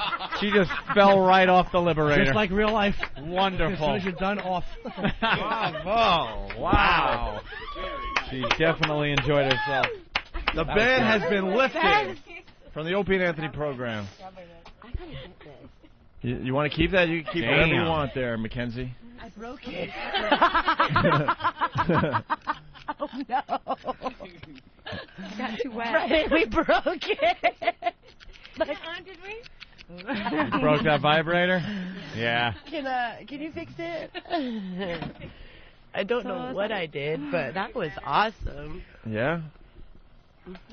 Wow, man. That is something. Work. Thank you. Good job. Who's next? Thank you. Wow. I don't even know what Come to here, say. Opie. Now the girls are just kind of tonguing each other. Very nice. Kissing. Hey. Gentle kissing. Mackenzie and Mac have a video in here or something? I sure do. It's Yeah, right there in my purse. Yeah, what's your video? It's from Danny's special Latina version, and I'm on the bonus feature with Alexis Amore. And it's good old lesbian stuff. I don't think we're using too much toys, but I think it's really oral. Yeah, a lot of licking. A lot Yes, of licking, finger licking sucking, good. Jimmy's taking that. Or you can go to DHD or Danny.com. Let's go to David in Ohio. David. Yeah, what's going on, boys? What's up, David? Hi, little Jimmy. Hi. Hey, a couple things. First of all, Lil J should have been spanking one of these naughty little girls at some point. And the other thing, I'd like to hear Liddy talk dirty to one of them. Not Liddy. I don't think you're going to hear that. Yeah. Not Liddy. Jimmy, you want to spank one of the girls, or? I don't know. You shy? I'm really shy. Oh, please. All right. All right. There's no shyness around here. Are you kidding me? All right, so we got Mackenzie. Who wants to get the spanking, Mackenzie or Is it Friday? going to be hard? No, if you don't, if you don't. You don't like a... Whatever you want. No kid. You have to remove the penis, though. It's going to be too tempting. You want to remove it for me? Yeah, how do I do it? There's a clasp there. Oh, that came right off. That was beginner's luck. And there's a clasp there. I know he wants to remove the tick. And it just kind of... Because now she could take the panties Want off. to hold that? Yeah. No, we'll just leave it there in my seat. Wait, stand it up so I can sit down, quote unquote. Yeah, we better accidentally. take the panties off. Just... I'll be nice. Oh, my gosh. She's right. Yes, I am. Ooh, totally shaved. No, I won't. Yeah, well, it laser it off, actually. You laser it off. So I have to let it grow a little bit, and then it'll laser off. Laser? Does that hurt? Hell yeah. But no pain, no gain, right? And then what? It just doesn't grow back? Not for 2 years. For 2 years. Isn't there permanent laser they can do? Yeah, they can. But maybe one day I want a racing, whatever you call it. Yeah. You know, one day a landing strip. Yeah, sure, a little one day a variety. triangle. A big M for Mackenzie. Cool. A big O for orgasm. Hey, a lap dance? Ooh. Wow. Thanks. Grinding away on She's Jimmy. really a very, very pretty girl. Well, I like her a lot. Is So that... are you spanking or what? Oh, no, I'm sitting here enjoying. I can't spank in this position because your hiney is too close. I Don't can't. ever say you can't spank from this position. You can spank from any position. That's right. That's a can-do attitude. Yeah, look at her. That's the attitude this country was built on. Wonderful. Oh. Oh, you got a kiss in that But I was one. nice. in the I didn't do it face. dirty. That was a pleasant little... Yeah, if you would have slobbered, I might I have wouldn't hit do you that. with this. I wouldn't slap her. I'm a nice guy. Vibrator between his legs. All right, we going to get a little spank on? Well, she's or? doing something, so I'm not going to interrupt her. All right. There you go. Spank her while she uses the vibrator. Ow! How about we mic her, Ow! fellas? There we You go. have to mic the hiney, too. Oh, you got the hiney mic Kind there. of hear that. Ow! Friday. You're Oh, next. is that too rough? I think Jimmy's I have a being print on my ass. Yeah, you do. You got I didn't like do that a... hard either. Sorry. I apologize. Wow, that's red. Turn around. Look, dude. Look at little hard. Jimmy's handprint on her butt. I really didn't mean to do Oh it hard. my I'm sorry. God. I didn't do it that hard. I can't help it. I'm a little fella. Oh! Totally got his handprint on your ass. Well, she's just someone's naughty. Well, people are calling in and They just want to tell everyone where they're dropping their loads today. John on Long Island. Yes, John. Where, John? Go ahead, John. Hey, what's up, man? I just dropped my load on the cross Bronx. He lost his load on the Cross Bronx, Anthony. That's our new radio bit. Leave it on the side of the road. Some Puerto Ricans will steal it. Call in and tell us where you lost your load on the Opie and Anthony program. Pat from Omaha. What's up, Pat? Hey, man, it's awfully hard driving an 18-wheeler while you're feeding your meat and then cleaning the fucking mess up afterwards. Well, good luck to you. Hey, I got a new song, too. It's called Come to Me. Smell like come to you. Jesus. Jim in Tennessee. Go ahead, Jim. Hey, guys. I drive a tour bus, and I bought one of these XM radios 3 months ago. Yeah. And I'm hauling a group of people, and they can't see the earbuds in my ear. I'm driving along, and I'm just laughing for no reason at all. And it scared the shit out of these people. You look like a mental patient. Yeah, that's some of the best money I've ever spent. Oh, right on. And it's really hard to haul a group of people when your dick's hard listening to these girls eat each other. And dude, they're so hot, both of them. They really are sexy. We'll have pictures up on opieandanthony.com later this weekend guys, or later tonight. I really enjoy the hell out of your show. I'm punching out. All right, thank you. Thank you. Tom from Ohio. Yes, Tom? Hey, guys, I was wondering if you guys could turn me on to any of the tech guys around there and tell me how to get a load out of a Sky-Fi. Get the load off the Sky-Fi? Yeah. Very good. All right. The greatest, these two. The best. Unbelievable, They're actually. both fantastic. Friday looks all bored because no one's paying attention to her in the corner. No, she just nutted. Yeah, she she's busted like, one, so she's resting. She's just like trying to come back to reality, right? Hanging. All right, very good. Should we take a break, I guess? No. I'm in awe of Mackenzie's beauty. She's absolutely fantastic. You guys think you could work up one last thing before we get out of here for the weekend? We only have like 10 minutes left in the show. Okay, yeah. Yeah. What do you want? Maybe you guys go huddle and try to figure something out? You huddle. The worst of Opie and Anthony. All right. Nathaniel put together a pop culture quiz for Jimmy Norton. I've turned it over so he couldn't cheat. This is round one. I guess they're going to get harder. Yeah, Jimmy is really a pop culture retard. We've learned this over the course of time. He knows nothing. We bring up things that everyone knows about just by watching TV, reading the papers, entertainment magazines, and not even really pawing over this stuff, but you kind of just pick it up through your life, through living in this time. But he, for some reason, this just blows right past him. Something else is more important than any of this, and he just blows it off. So it's called pornography. Yeah, exactly. He knows the ins and outs of prostitution, so. Yeah. You should give us a prostitution quiz. Okay. That would be pretty funny, actually. All right. Let me find my my buzzer. I don't want a buzzer. I can actually do this properly. That's too judgmental. No, it is. There's 10 questions. Fine. How many do you think, Ben? Oh yeah, let's think. Well, right. Jimmy, you're gonna be serious, right? There's a couple on there that some people couldn't get. It was fun putting this together. As we were all talking about what Jim would know and what Jim wouldn't. I think I would have missed a couple. There's a couple on there Hawk.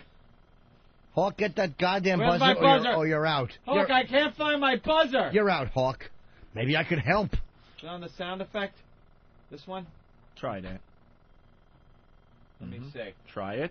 Hawk is very good at his job. Oh, it does work. Look at the booth. All right, they're laughing. Okay. They're laughing in the booth.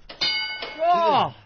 All right, here we go. There's probably, I would say, 3 there that most people are kind of hard, but the rest of them are. All right, Jimmy, you ready? I say Jimmy will get. Let me look quickly. No. Let me look over those. I'll miss this one. I think he's going to get 7 out of 10. Let me see. Hold on. You think so? I think he'll get 7. He'll miss this one. Hold on.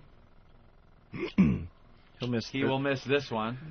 He'll definitely What miss. numbers? You can tell He'll because miss this. Hold on. Jim doesn't have in front of him. He's going to miss 9, 8, and 7. No, I have him missing a lot more. And 6. Uh-oh. You're only going to get 6 right, Jimmy. No, Opie. Oh, forget it. He's going to get, 6, 7. The only wrong question is the one not asked. Oh, my God. You're going to get that one wrong. No. Oh, my God. What is a passing grade in the One? old school? 60. The D was always passing. I have him only getting 4 correct. I think 1 is good. I have him getting 6 wrong. Anthony, I got to... I'm going to say 5. Really? Yeah, I was as high as 7, but 7? 6, 7, 8, 9, and 10 are just going to be a disaster. I say 2, no way. 2? 2 he's not going to get. Yeah, two he won't. I would say he won't get 2 either. I think he might, okay, but definitely not 5, 6, 7, 8, 9, and right. probably not 10. All right, Jim Norton's pop culture quiz, round 1. Right. Who is Jessica Simpson married to? And he's being... No, I'm not fucking around. Nick Lachey. Wow. All right. Okay, he gets that one. I knew the Nick part. I just go try and think of Lachey. Shut up. All right. And I'm trying to explain my thought process. No one cares, fat tits. Go ahead, Anthony. You give him the second one there. What TV series is about a young Hollywood star and his entourage? Entourage. Oh, okay, he gets that one right. That was a little trick question. That was a trick question. I thought he wasn't going to get it. I love the face Jimmy makes, all confident. He's all confident. Entourage. I laugh at Come Entourage. on, let's go. All right. What was the name of the last Star Wars movie? Revenge of the Sith. Whoa! Wow! I had him get this list. Did you see the list? No. I'm just not a complete moron, dude. No, you are. Wait, I didn't think you would get that one right. Were you in the studio the whole time? I promise you I didn't. I'll give you my word. I don't care if I get them wrong, Actually, dude. I admit that I'm not really pop culture. No, it's not fun for me to cheat. I expected him to pretty much get the first 5 right. Okay. It's the last 5 that are I think he's going to get the first 4 right, and then... You don't think he gets 5? No, and I think he gets... No, I think he misses 5, 6, 7, 8, 9, and about 10. him like he's 10. I like that. All right. This is the last one he probably gets right, and then he doesn't get any more. I don't think he'll get this one right. You don't think he'll get this? Okay. What band sings the song American Idiot? No idea. No idea. No. For what? You have no idea. I certainly don't. I had him getting this one. No. You want to take a guess? Nope. Do we have No. American Idiot? Yeah, let me hear it. Play a little of it. Wait. See if he can get it after he hears it. But you've already forfeited. Wait, no, I have to hear it. Well, now you would get it, I think. No? Wait till the... lyrics. Hold on.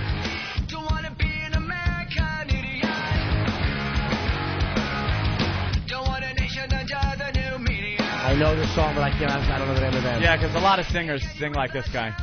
No, I know. Sound just like him. Because so many singers sound like their nose is clogged. It's Ozzy. It's a little band called 1942. Little band from a little movie. Ed Norton. They bleeped the word fuck? That must have been for the station that can't play the fuck word, right? Yeah, no, there's probably 2 versions of that. It's Yeah. satellite radio, though. Jesus. Yeah, you but can handle a fuck on satellite There's radio. happy peppy satellite stations that don't whatever. play the What F is that? word. I don't know. It's Green Day. That is Green Day. No idea. Wow, your first... Oh, Jimmy. I've heard that song, though, but I just don't care about it. It's not a bad song. Jimmy, do you watch The Simpsons? Never.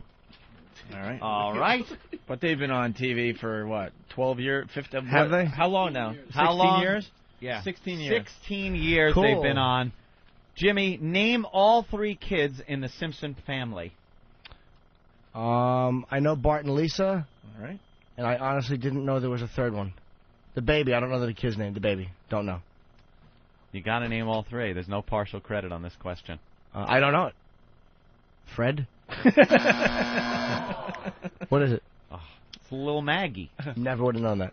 Never would have known that. Wow. Okay. All right. This probably the toughest question on the sheet here. All right. You know there's a remake coming out of the Dukes of Hazzard movie. Did not know that. Nor will I say it. You knew that. No, I didn't. No, Let's I'm not gonna lie. But I move on to question 7. Well, let me hear. Wait, you really didn't know they were remaking the Dukes of Hazzard?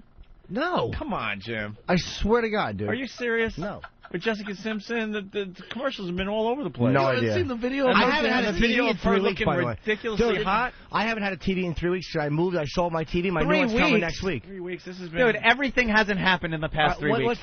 What's the question? All right, who plays... Nick Lachey. I heard Jessica Who Simpson. plays Bo and Luke Duke in the new Dukes of Hazzard movie? I would have gotten one out. Wait. Bo and Luke Duke. And I like the other actor. I always forget his name, though. Owen Wilson and Joel Steinberg.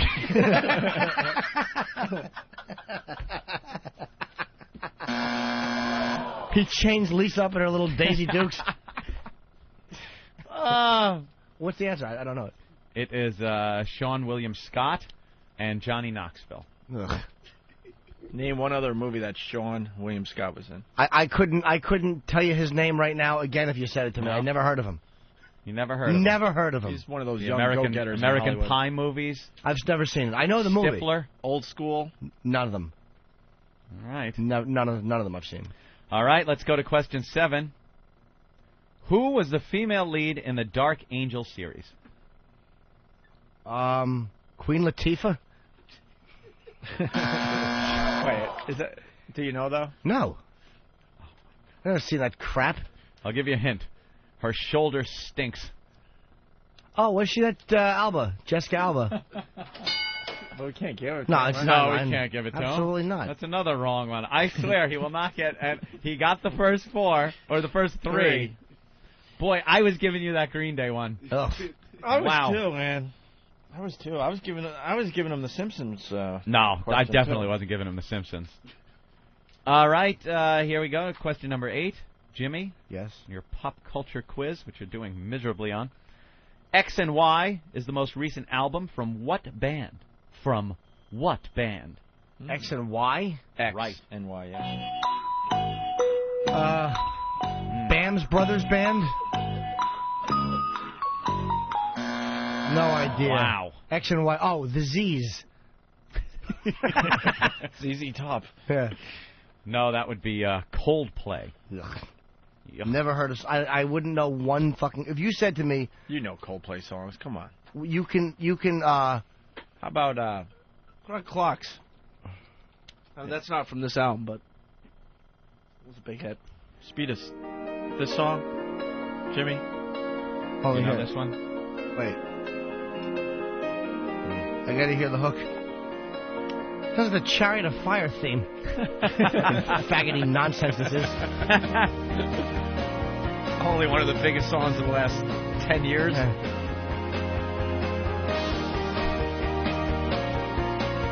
When he starts singing, you must have heard this before. Yes, I have heard this. Okay, good. not You're bad. getting hammered, Opie. Sean William Scott was not in Old School. Fuck yeah, he Told was. you. 2 different people said he wasn't. Told you. Ope. Dude, where's my car? Dude, Was My Car, Road Trip. Dude, hold on a minute. He gave mouth to mouth to Will Ferrell. Yeah, he is in that. Oh, yeah, He is in absolutely. That is him. Why didn't people go to Internet Movie Database? IMDb. He's the guy that shoots himself. He shoots him with the tranquilizer. Yeah. He's in the movie for. Yeah. Maybe that's not a great example of his work because he's Yeah. only in the movie for like 2 minutes. But he's in it. All right, here we go. Rob from Jersey. What part did Sean William Scott play in Old School, Opie, you moron? The phones went nuts, too. And Sean William Scott wasn't in Old School. That's Eric from He New played Hampshire. Peppers. He is in Old School. Oops, right. Wow. Rob from Jersey, you dick. There you go. John, Denise, they're killing me on the phones, too. Yeah. Killing me. He's in it for a couple scenes. He's really. Denise. Yeah. Hello. Hi, Denise. Okay. Yeah, you're right. Okay. You stupid bitch.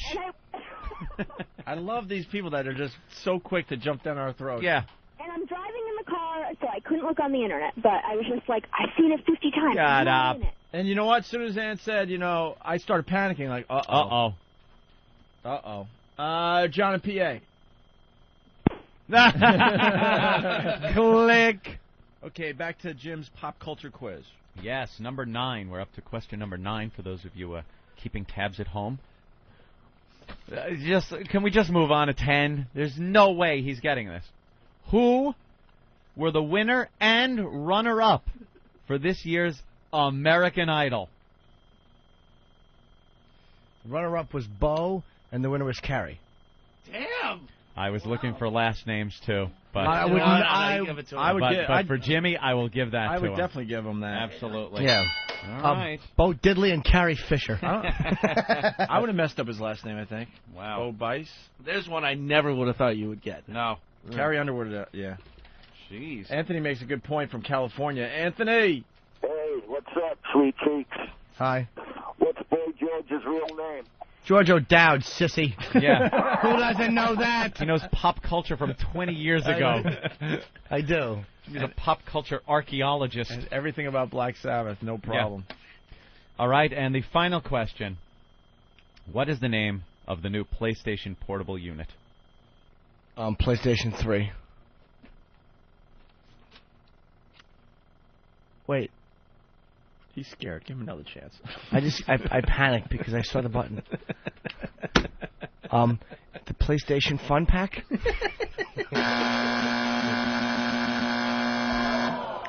We would have accepted PlayStation Portable or the PSP. Weren't you listening when we were doing, what was it, Gamefly? Yeah. Gamefly.com? And I seem to have hit it right on the head. 4. Good job, Anthony. 4 correct. Not the 4 I thought, but... I got a couple of questions for you guys. I just threw 6 of them together. I don't have 10. Oh, boy. Here we go. Maybe you can... what time are we breaking? How much time do we have for a break? Whatever, I'll do that. Give us 6, and then if you could think up a few more. Jimmy didn't want to get... Jim didn't feel good about getting smashed. I know. No, I didn't mind getting smashed. It's just, it all depends on what's important to you. That's what I mean. All right. What cover song appears on some versions of Black Sabbath's first album? Some versions of the album. Wow, cover song. It's a cover song. Appears on some versions of their first album. A Kiss song? No, it's a cover song. So something like by the Yardbirds or something like that? That's what I mean. Like I don't know who it's by. I just know that Ozzy did not write it, or Sabbath didn't write it. And Ozzy hates it. And he shouldn't. Paranoid? Jimmy, have no idea. Okay. I will 2 buzzes. 1 for me, 1 for Opie. All right. Yeah, we have to. You guys have to answer. You have to make sure we all know the answer. Okay, it's Evil Woman. All right. Let's see. You guys know this Evil one. Woman? You don't know who did Evil Woman, though? Nope. Santana. Okay, I didn't know. Robert Duvall's first film. Jesus. Oh. Should know that one. Robert Duvall's first film. He had hair, obviously. Yeah, black and white. Was it black and white? I don't know. Oh, not even a hint. No. Wow. Did he have a small part in On the Waterfront? Yes, he played the doc. Look at how pissed Jimmy gets. He just wants to smash his back. I know. No, these are not. Good job. Let's see. On the Waterfront. Just thinking as you look to the left at the screen. Oh, stop. No, I already got it wrong. I'm out. Would you like the answer? Yes. To Kill a Mockingbird. He was Boo Radley. Oh. Non-speaking part. Very good. All right. How about this one? Another very famous guy. What was the name of Martin Sheen's first film? This isn't pop culture, though. No, I'm just saying. It all depends on what's important to you. That's what I mean. Martin Sheen's first film? Yeah. These are all movie questions and stuff. And they're not that obscure. I mean, they are pretty famous guys I'm talking about. Obviously before Apocalypse Now. Yeah. Again, I think black and white. It was. I'll give you a hint. It also had Tony Masanti and Ed McMahon. Jesus. Ed McMahon. Ed McMahon. 12 Angry Men. No, I'm thinking it had to do with. Evil Woman was ELO. Oh, I have no idea who it is. Was it one of those Cold War movies? No. No? Not at all. Yeah, okay. Evil Woman, it was the ELO Bob version. and Carol and Ted and Alice. There you go. No. There was a film called The Incident. The Incident. But you know how many people are saying I don't know in their cars, though? Let them. I don't care what they say in their cars. I don't care if they're in their cars and then they go, oh, no, a pole. That's okay. I don't care. We'll take our beating. You're not getting a beating, though. It's not about that. No, you're not supposed to know this. What do we got? 2 more? 3 more. All right. What chapter, and this is a legendary question, was left out of the film version of A Clockwork Orange?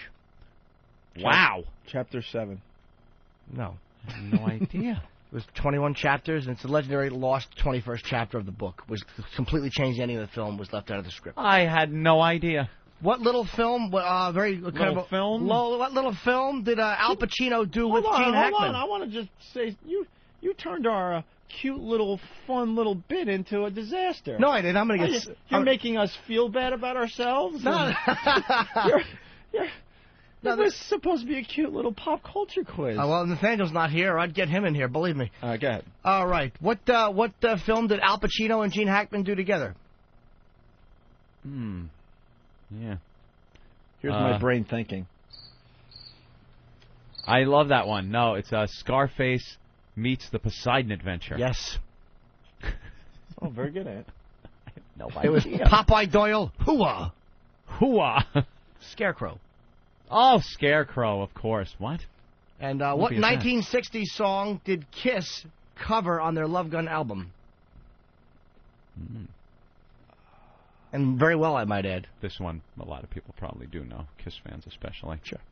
I had that album, too. Love Potion number 9. 60s song. No. Nope. And Then She Kissed Me. Then He Kissed Me, they covered, but they made it, And Then She Kissed Me. Who did it originally? The Shirelles or something. Whoever. One of those Wow. And then he kissed me, you know. All right, Jimmy, we're not as smart as you. No, it's not about being smart. It's about what's important to you. That was my point with this. These are weird questions, but pop culture is not important to me. Right. All right. Gee. Boy, I feel pretty good about myself right now. Thanks, Jimmy. I just want you guys to know that. You know where I'm sitting right now? In my place.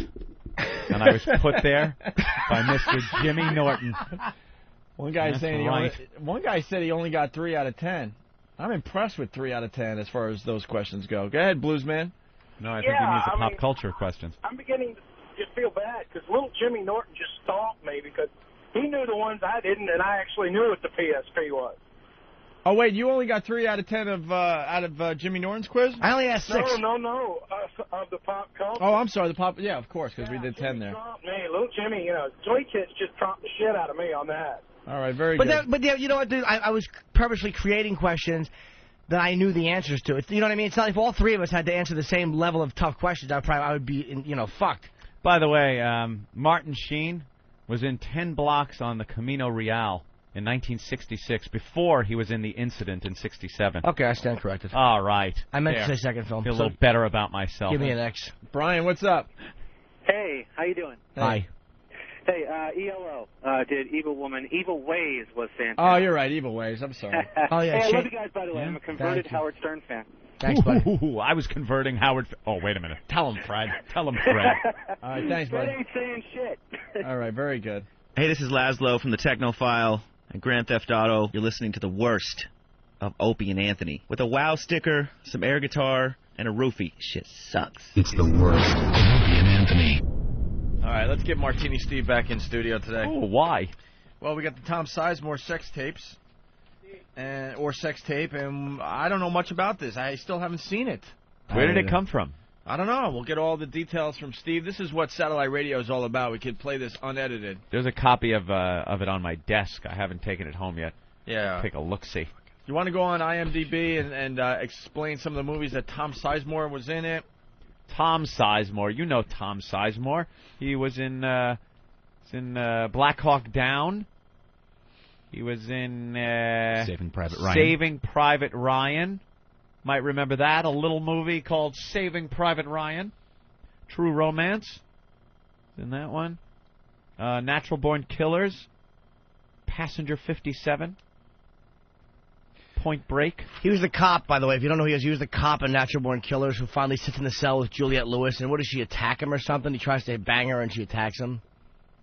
Yeah, I think so, right? Right? Mm-hmm. Yeah. That's the one? Yeah. He's great. And then Born on the 4th of July. Who was he in that? He was a vet. Oh, okay. Maybe it was a small part. Probably was early on in his career. And he was Sergeant Vinny Ventresca on China Beach. Remember that series, China Beach? Okay. So what happened to him? Well, he's had some problems. He went out with Heidi Fleiss, too, right? Very briefly, Very briefly? Had a few problems with the cocaine. He seems to like the cocaine. The booze. He's had some domestic problems. Been arrested for him, jailed. He's on probation. You violated that probation, or is it parole that you violate? I don't know. Maybe it's both. He also got caught with the fake penis, right?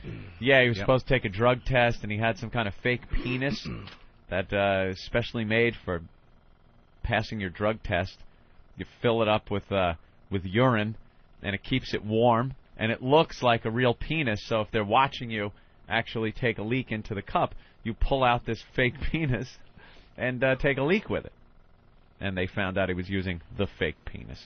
All right, so he decided to make what? Sex tapes? Yeah, I think these were made in, I think, 2003. He makes reference to that at some point in the tape, and I'm sure at the time he wasn't planning on releasing them publicly, but he was videotaping himself having sex with Hollywood hookers, which are essentially porn stars, and or porn actresses, and they stupid phone. What kind of ringtone? He's got the. It's one that's oldie about to get style. turned off. Who's calling you? I don't know. Who is calling you during the show? I don't know. Someone. I will bet you anything it's my father who's calling me. Steve has a rotary cell phone. I certainly do. It's the wife calling. There's a young blonde girl in our child's bed. There. Wow. Good one. Wow. Okay. I saw these tapes. They're just right. All right. Focus, Steve. You're losing it. Don't worry about your dumb cell phone. I'm turning it off. All right. So they don't do that again. Okay.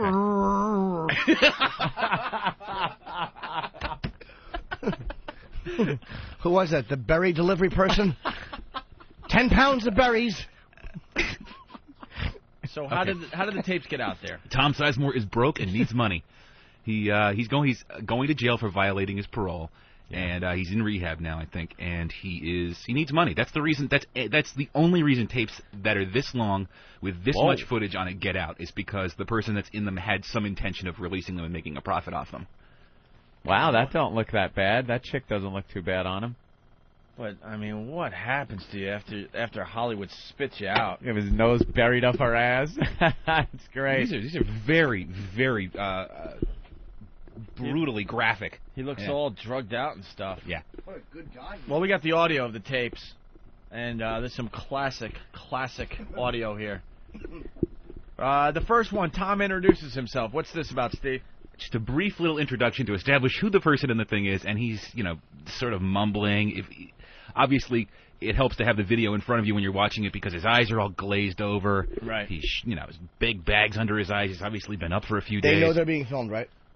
This is not hidden camera. He's holding the camera and pointing it at his face. And some of these, it's a 2 or 3 camera shoot. He's got porn chicks on either side of him operating cameras while he's eating ass or, getting a rin job. So this is not hidden camera work. Wow. All right, let's start with the first clip. My name's Tom Sizemore. I didn't do it. I deny all culpability. I wasn't there. It hasn't been even remotely fair. Okay? So stick around. Have a good time. Might have a good time.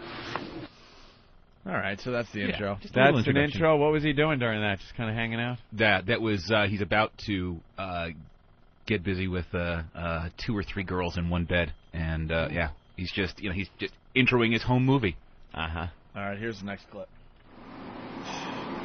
It's February 2003. I dyed my hair at Rancho Labrie. That rhymes. And I did. And a couple of the girls there bleached my hair. And guess what else I did at Rancho Labrie? I fucked a whole bunch of the girls there. And you're not supposed to. You know why? Because it's rehab. But I didn't think my cock needed any rehab at all. It was fine. And I found out that it was doing just fine. I hadn't met Kara yet, so doesn't count as cheating. That counts as me getting laid. Oh my God! Wow! So he was getting laid in rehab. Yeah, Rancho Labrie is this little isolated posh rehab center in California. Okay. How do you not love Tom Sizemore already? Oh, he's the best. Wait till you hear track 6. Wait till you hear track 6. But first, here's track 3. He's trying to tell everyone how smart he is. Yeah. It's been my experience, and I'm not saying I'm smart. I'm not very smart. But I'm not stupid. I know, Thomas Jefferson wrote the Declaration of Independence. He didn't write the Constitution. See, that was a whole bunch of guys. Alexander Hamilton, Thomas Paine, Benjamin Franklin, a whole bunch of cats. They were called the Founding Fathers. How about that? And they wrote it by where? What city? Philadelphia. See, good for me. And you know what I paid attention to in school? Whose tits were getting bigger. That was my main. I'm just being honest. That's what basically everybody's thinking about, Is he talking to anybody? He's talking to the camera. You got to understand the setup here is he's talking to the camera while a girl is going down on him. And Oh, you didn't explain that. Sorry. That's a big one, Steve. Yeah. Yeah. Makes it a little more interesting to listen to. While a girl is going down on him, in fact, he's engaged in some kind of sex act during a lot of this. And a girl is going down on him, and he's just in and out of some alcoholic and drug-induced stupor, so his mind is wandering all over the place. The first one was too cold. Certainly was. Jimmy. It starts to get good here, so here's more Tom Sizemore. You know what you would do if you were me? You'd let Kara suck your cock. All right, what would you say?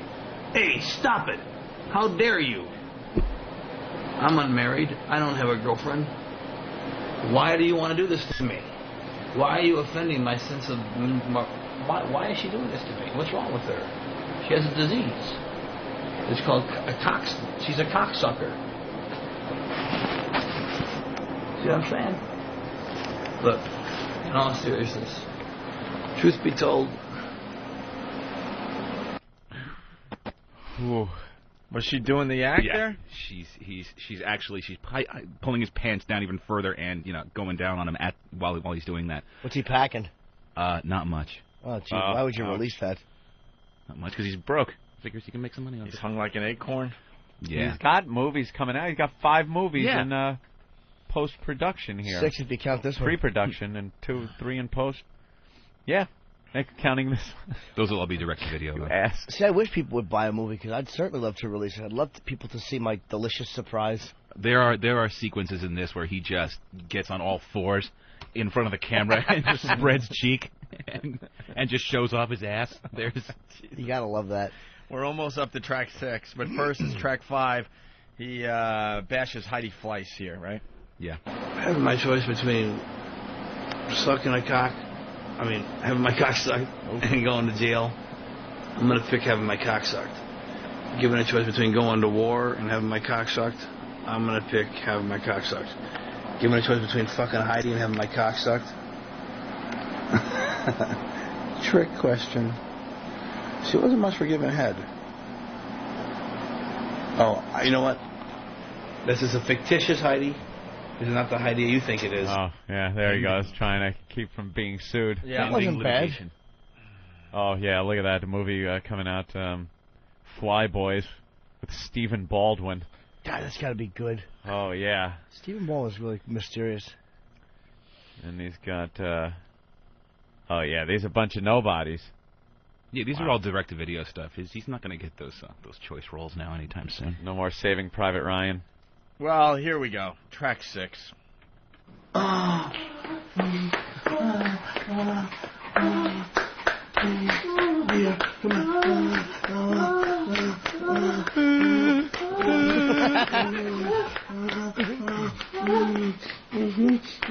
come on. Come on, baby, come on.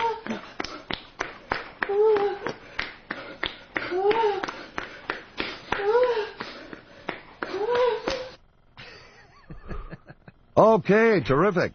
Yeah. Why was he applauding? It's pretty disturbing, huh? And half the time that he's doing this, he's got, especially in this next track, you can see he's getting blown. There's a dog barking. There's a cell phone going off, and the girl that's blowing him has a cigarette burning in one hand, and she's butted up against another girl who's trying to sleep right next to her, and just sort of not paying attention. And the camera's being held by a third girl who's in the room because it's this above shot, and it's obvious that nobody in the frame could be holding the camera. Yeah. It's a mess of bodies on this hotel room bed.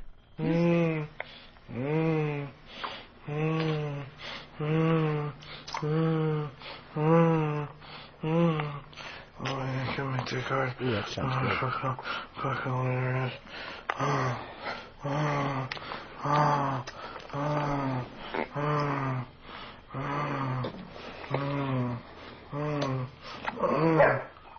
Fuck yeah. A dog? Yeah. Dude, I filled up from that sound of her blowing him. That's slurping? That is great. Fuck. Keeps going and going. Moaning a little, ugh. Oh, he's kind of creepy. Yeah, would you? His moaning takes me right out of the game. No, see, I don't mind it because he's not talking. I can't understand him. I just hear her slurping, that dirty girl. Fucking servicing. It's sloppy. More Tom Sizemore. Okay, camera's on again. I'm about to commit some more crimes. I'm going to have sex with 2 women at the same time. We're going to talk about something that's against the law. Besides this here, which is called cunnilingus or fellatio. I'm not sure. One of them means I'm not a faggot, and one of them means I'm a faggot. So whichever one means I'm not a faggot. Oh, nothing against you faggots. I want you to like me too. Not that much. Hey, my dick is short, huh? I'm a grower, not a shower. Right? I'm an egomaniac. Wow, he is gone. Yeah. I love him. Fallen. I love him, dude. Why do you love him? Because he's just a raw, trying to dump a load male. How do you not? And he's such a good actor. How do you love him, man? I mean, he's obviously very desperate and very sad. Well, yeah, but he's also talented, so I kind of, I just... Was talented. I think he could probably still act, but he's fallen. I love the fact that he's just... hard. But this is beautiful because he's such a mess. He's us. That's why I like what I'm hearing right now. He's not like... You imagine that dumb Brad Pitt did a fucking sex tape, how it would be polite and nice and he'd be gentle. This fucking slob. Chick's blowing him with a cigarette with a dog barking. How do you not love that? That's my life. See, I don't have 3 hookers. I have 1. Can't afford 3. I gotta go to trial. It's so fucked up, but I gotta go to trial. I'll be For something I didn't do. I mean, I'm breaking the law. I'm soliciting a prostitute. A, it's against the law. A, but look, it's what I do. B, I use drugs. But, not that much, just when I'm awake. And C, I didn't hit her. I didn't like her. And the reason I broke up with her was because whenever I went to anywhere I went, she sucked every cock in the room. It probably kind of drains you out, Hey, LAPD, one more time, I want to make this really clear. Fuck you. Not that I don't like you guys, but I just feel about you how you feel about me. You don't like me, I don't like you. Think I'm afraid of you? Wrong guy. Okay, suck my fucking Detroit dick. I didn't hit that fucking clickety-clack bitch. Bag of bones coming out of her ass fucking whore. I didn't hit her. Alright? I shit her. Because she asked me to. Oh, he's a fucking classic, this dude. Clickety-clack bitch. Clickety-clack. Oh, he's so angry. He hates the LAPD. That's smart. Oh. That's real smart. But I probably fucking gave him a hard time, this poor fella. Just trying to walk around with his rubber dick. Supposed to be left alone. Clickety-clack bitch. That's clickety-clack bitch. That's Great. A whack bag name. That's a good one. Clickety-clack bitch. All right, what's the next track there, Steve? This is the setup here is he's in a hotel room. He's got 4 porn chicks. Everyone's naked. There's one of those mechanical bull dildo things that's, I don't know what they're called. I want to say Zibian or something like that, but it might not. And the girl that's riding it and him are having some in-depth discussion about how much they like pussy while he's getting blown, and 2 girls are on this mechanical bull dildo. It's a very obscure scene. Oh, fuck yeah. I love pussy. It's a very obscure Sorry, scene. I mean, odd. Sorry, odd. Yeah, that's a little out of the way. Sorry. I was really reaching for a big word. Is it an independent scene? All right, smash me. That was a bad... This is like a real, film festival scene. Really obscure. It's hard to find. I was reaching for a big word, and I failed. I apologize. Oh, fuck yeah. I love pussy. Me too. I love pussy. I love pussy. I love pussy. Do you love dicks too? Oh, I like the pussies. You like the pussies better? Me too. We got a lot in common. We have a lot in common. I love pussies too. I love the pussies. I love girls sucking my nipples. Oh, I love pussies too. I have a pussy too. It's in my dick. It's in my dick. My pussy's in my dick. If you suck it really long, forever, then it turns into a pussy. It's weird. It mutates into a pussy. He's the worst. Oh, sorry. Damn it, I hate stepping on that one. That's a He's a bad dirty talker. Oh, no. Yeah, what was that about? I get a dick that turns into a pussy. Would you suck it forever? Jesus, Tom, you're awful at this. How do you not... be smooth. Like, if I'm talking script. If I'm talking dirty, I'll say something like, that's right. Take that you-know-what. I like pussy. I like honey. I like honey. It's a very obscure... It's a very obscure condiment. Someone that agrees with Jim Norton. Howard, what's up? Yeah, I'm in total agreement with Jimmy, man. That just makes me like freaking like him even more as a movie star because he's like a regular guy, man. You know, porn, chicks, blow. Sure, man. You know, that's fucking awesome. He's not abusing the girls, you know. He's just getting blown. That's high-priced dude. girls, I too. totally agree with you. Bigger fan now. Yeah, absolutely. There's a desperation there, though. I mean, I agree. The guy, you know, was big in Hollywood, and now he's making sex tapes and releasing them on the internet. When you hit it big, Jimmy, in Hollywood, don't spend all your money on hookers and blow. Dude, I don't do any type of drugs. Most of my money goes into having my genitals catered to, as they say. Manipulated. And held, and just have a girl go, aha. More of the Tom Sizemore sex tape audio. What's this next track there, Steve? This guy, he's so far gone. Jim talks about having his genitals held. This guy wants them broken off, as you'll hear in this clip. He's getting an aggressive rim job, and he wants this girl to, like, tear his nuts off as she's doing it. Oh, motherfucker, yeah. Harder. Oh! Harder.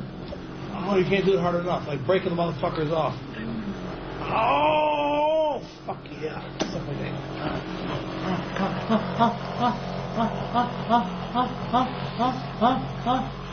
Oh, fuck yeah.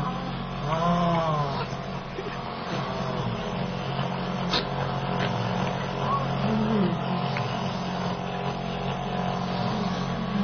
You girls are so fucking cute.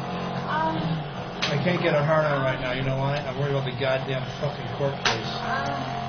Don't have to worry about this court case. I said, don't worry about the court case.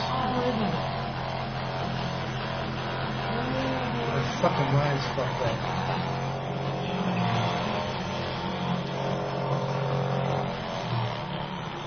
I need more pussy. I just need more pussy. It's just, I gotta get overstimulated. I'm joking. It's a joke. It's a joke. All right, the obvious. What's that noise? Is he getting blown in a lawn? Oh, sorry. Is he getting blown in a lawn doctor service center? That's this big mechanical bull-looking dildo. It's just you got one girl operating a little attenuator on the side, and it just vibrates and a little what on the side? It's an attenuator. It's a little it's that obscure thing. All right, go ahead. For fuck's sake! That's not a attenuator. It's a new Schwarzenegger movie. Potentiometer.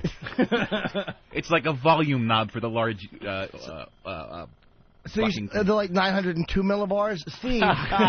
Steve, let me talk. Put it in terms people can understand. It's a vibrator. It's a big riding vibrator with a volume knob on the side, if you will. Let's move on here. Track 12, Steve. What's this about? Oh, another monologue about how much he does not like the police and he wants them dead. And he gets into an argument with the young lady who's servicing him about how hooker? cool he is. Yes. And the hooker likes the police. The hooker loves the police. I've never had an STD in my life. Oh, my camera's over here. I'm going to say just for the record. I have cancer of the pancreas and cancer of the brain. But I don't have chlamydia.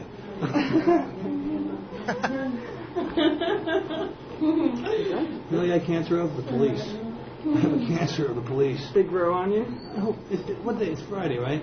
And you just find a big mole and it starts growing and growing and this cop pops out? I'm hoping that over the weekend 22 cops are murdered. Jesus. Don't say that. I hope they have lots of kids. Oh, come on. They're people too. No, they're not. They're the police. Generally speaking, you feel about people how they feel about you. And you know what? They've been very nice to me. Truth be told. But you should feel sorry for them. I have to feel sorry. Fuck feeling sorry for them. They cost me $40 million, these fucking blue hair. Yeah, but feel sorry for the whole system that's so fucked up that it works that way. I feel sorry for the system. I feel sorry for Okay, feel sad. You make sad. That's a dick short. No. What you just said to me was a dick short. Okay, don't feel sorry for it. Feel sad that our country is like that. Because you are above that. You see? Hey, give me my camera. When a good person is persecuted... Give me my camera. You Okay. my point. Would he beat her with the camera? When the good son is shut up, bitch. How great, he didn't grovel. She's used to talking and having guys go, good point. He's like, that's a dick shortener. Yeah, shut up. Exactly. The whole time they're naked, right? Yeah, the whole time they're naked. It's the system. It's a shut up, whore, and suck. Dick shortener. That's a dick shortener, you blue-haired fucking... All right, we got 2 tracks left. This one, what does Tom Sizemore This do is here? what he actually did in the last clip was he picked up the camera and no, he didn't cave her head in with it, but he just looks into it and does a whole another rant about the system and how he hates the system and the police. All right, and then the last clip is Tom having a screaming orgasm. Oh, but no. first, it's this. For the record, I want to say, no, I'm not mad at you. For the record, I feel sorry for the system. We love that. You know why? Because the system took all my money. Well, listen, I got $1 million and change left that some fucking lawyer is going to get from me. And I want to say this real quickly. I love the police. I think they're fly. Very good. I think they're bomb. Very good. Check this out. I think the police are nice people. Really nice. Let me get out my camera. I like to hang. What is she saying is so nice? Oh, she's just because he disagreed with her before, and now she's happy that he's. It looked like she was looking at something. Oh. I like to hang out with them. Hang too far from me. Every day. And smile. And Nice. pass me by. Hey, I just came in some girl's ass. I know I'm controversial, and I don't give a fuck. Hey, I just came in some girl's ass. Wonderful. He's a drug-induced stupor, and his brain is just shifting all over the place because he can't maintain a thought for more than a couple seconds. Where are these tapes? Where can people find them? There's links online. There's links on opieandanthony.com. All right, here's a dick shortener. Here's the final track of the Tom Sizemore sex tape audio. Oh, I'm coming. I'm coming. On your faces. Okay. Right there. Okay.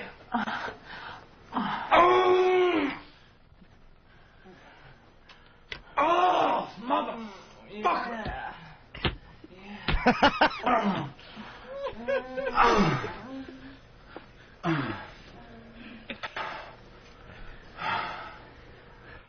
And cut. Perfect, Tom. A man of his size would easily have trouble coming on a face. It's a wrap. Wow. Holy shit. He's like putting him in position. Is that what he was doing? Yeah, it's exactly. Get over here. Because he's lying down. He's laying down, and he just demands that they get their faces in the way. Good. So he's got to get on his knees. Nice. He's paying for it. They'll eat it. Paying a lot for it. Wow. All right, well, there you have it. The Tom Sizemore sex tapes. Wonderful. Well, yeah, and you won't be hearing that on terrestrial radio. Of course not. You still want us to do a clean show? Yeah. Jesus. You know, it was so much better when we had to kind of dodge these subjects and use double entendre. No, I like hearing him say, I just came in a girl's ass. Absolutely. I just got wow! That's a big old hootie donor. Let me see buddy. It's the Opie and Anthony Wow Line. If you're on the road and you get wowed, we want to know about it. Call 866-WOW-ME-05. That's 866-WOW-ME-05. Tell us where, tell us when, and tell us what those delicious boobies look like. And if your message isn't too stupid, we just might use it on the air. Ooh. It's the worst. Baby, you really need to drink more. Opie and Anthony. We got some audio of The Rocker. Yeah, what is the story about this one? Homemade lead singer audition videotape was left behind, and this thing is all over the internet now or something? Yeah, I guess this guy wanted to be a singer. We're trying to get... And he left... trying to get Steve in. Steve knows everything. Hybrid Steve. Hi, Steve. Hi. Well. Wow. He almost... Whoa, Steve! You know what it is? Normally when he sits, it's in a cave for the winter on a rock that's embedded in the earth. By the way, every time, wheels on it. from now on, every time Steve comes into the studio or leaves the studio, Derek, if you will, I want to hear that noise. Yes, we need that one. That's right. Yeah, we need that on our machines, too. All right, Steve, what's the Rocker about? Oh, The Rocker. Crap, I wish I had that right up in front of me. It is a guy in...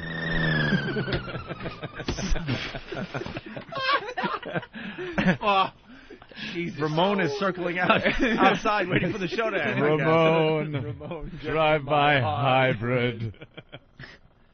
Oh, Jesus, Rocker, R-A-W-K-E-R. It is a, I guess the backstory is a guy.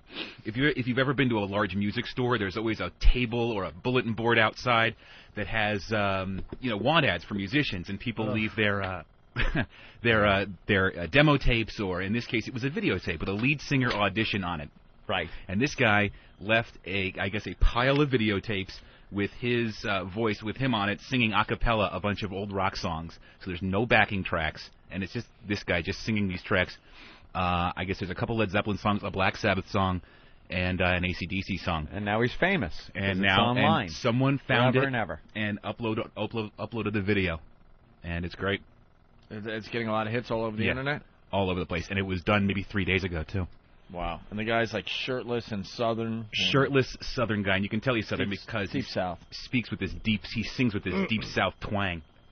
Right. Without further ado, here's Iron Man by The Rocker. Uh-oh. Has he lost his mind? Can he see or is he blind? Can he walk at all? Or if he moves, will he fall?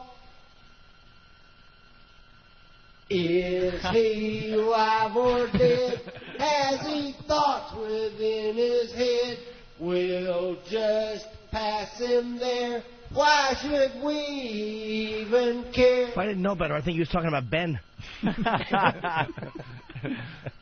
He was turned to steel in the great magnetic field where he traveled time for the future of mankind. Nobody wants him.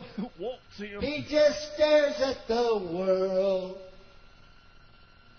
planning his vengeance It leaves a little delay there. that he soon will unfold. Now the time is near for Iron Man to spread fear. Vengeance from the grave kills the people he once saved. Phenomenal.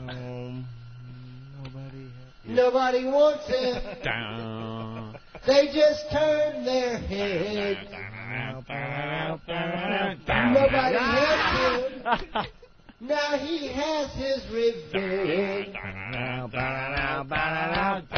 Heavy boots of lead fills his victims full of dread. Running as fast as they can, Iron Man lives again.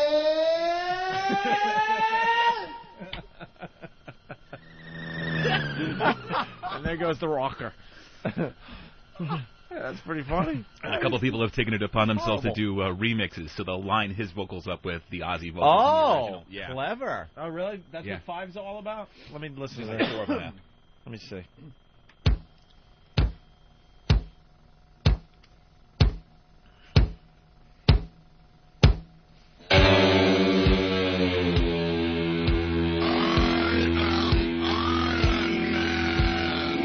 I am Mullet Head.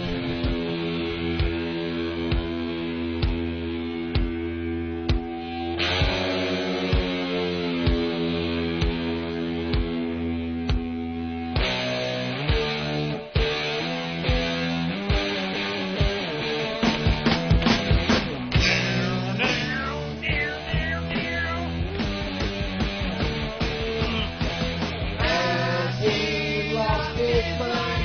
Can he see or is he blind? Can he walk at all? Or if he moves, will he fall? Gotta eliminate the vocals, Of though. course you do. The hits. Yeah. Is he alive or dead? Has he thought within his head? Yeah, that messes it up. Yeah, you gotta eliminate the vocals. Has he lost his mind? Can he see or is he blind? Can he walk at all? Or if he moves, will he fall? Is he alive or dead? Has he thought within his head? It's a high school marching band. Just pass him there. Why should we even care? one thing. He just stares at the world.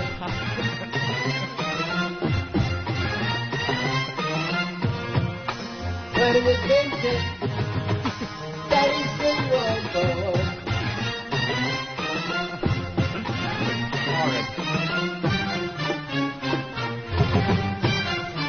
Marching band doing that? Yeah.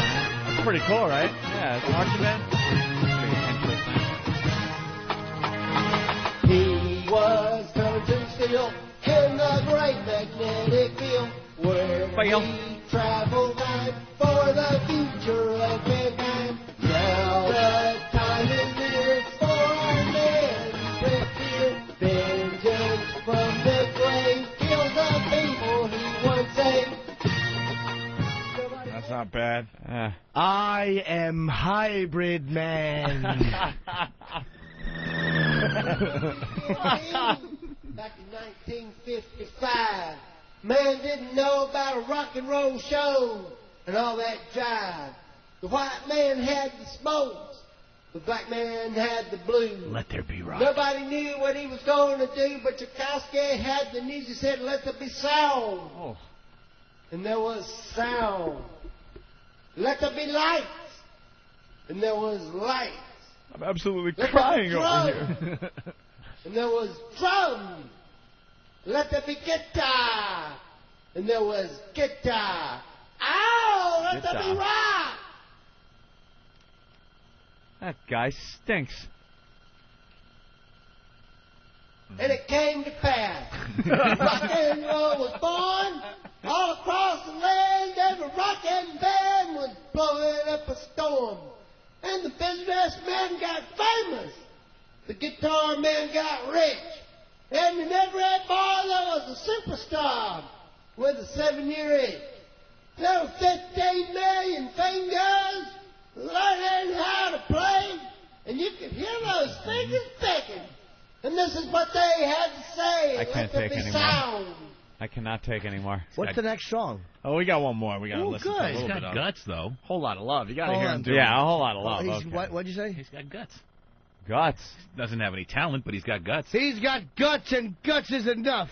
He doesn't have guts. He's silly and Look. he's ignorant, but he's got guts. Yeah. Doesn't even know where he is. That's pretty true. He's got the song going through his head, but he has no idea how to keep time either. Any man brave enough to sing without any goddamn music with his guts hanging out can drink out of my mule anytime. He's got guts. You got the video up on opieandanthony.com? Oh, yeah, it's linked. It's linked. It's linked on He's silly and he's opieandanthony.com. ignorant, but he's got gas and electric, and gas and electric's enough. Let's hear a little bit of Whole Lot of Love. You need cooling. That was good. Oh. Woman, I ain't fooling. Fooling. I'm gonna send ya back to schooling. Way down inside. Honey, you really need it. I'm gonna give you my love. I'm gonna give you my love. Oh. Want a whole lot of love? Meow. Want a whole lot of love? Meow. Want a whole lot of love? Want a whole lot of love? You've been learning, baby, I've been learning. All the good times, baby, I've been yearning, yeah. Yeah. Way down inside. Honey, give you my love. I'm gonna give you every inch of my love. Gonna give you my love. Yeah. All right, let's go. Yeah? Yeah.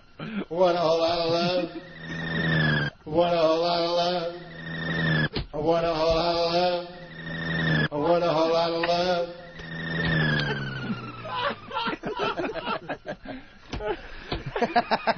Assist to Derek today. Great.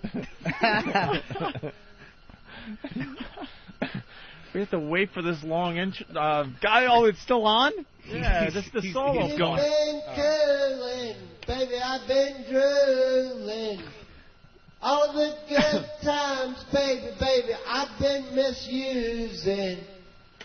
Way down inside, I'm gonna give you my love. Of course you are. I'm gonna give you every inch of my love. Gonna give you my love. Hey, all right. Here we go. Yeah, let's go. All right, we're gonna go. Here we go. Yeah? Well, we're waiting. Well, any fucking time, sweetheart. Way down inside, woman, you need down.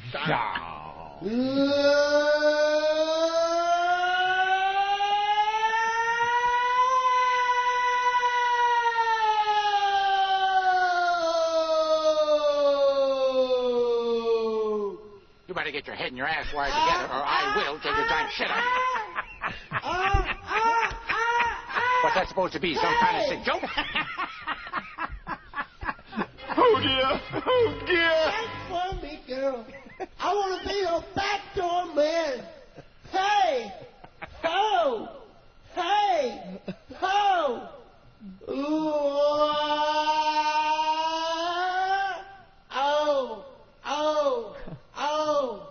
ooh, yeah. God damn it, are you fucking with me?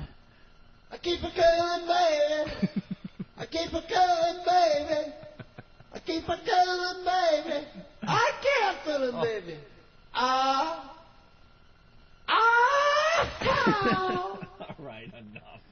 Wow. That guy is awful. I can't get enough of the rocker. He's great. The videos are pretty funny. They're linked to opieandanthony.com. Yeah. That same song with karaoke. We'll just do a little taste. Yeah.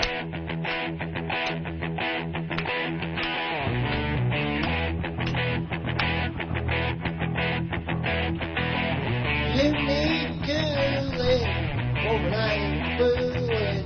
I'm gonna send you back to schooling. Way down inside, honey, you really need it. I'm gonna give you my love. I'm gonna give you my love. Oh, want a whole lot of love. Want a whole lot of love. Want a whole lot of love. Want a whole lot of love. You've been learning, baby, I've been learning. Hybrid. All the good times, baby, I've been yearning, yeah. Way, way down inside, I'm gonna give you my love. I'm gonna give you every inch of my love. Gonna give you my love. Yeah, alright, let's go. What a whole lot of love. What a whole lot of love. What a whole lot of love. What a whole lot of love.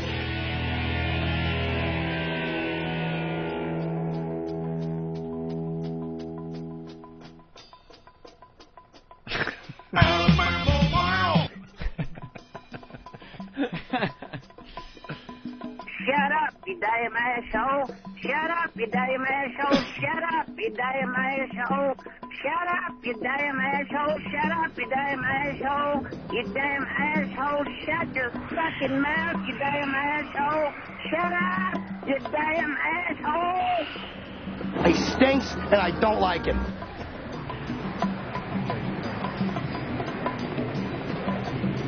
Shut up! Shut up! Shut up!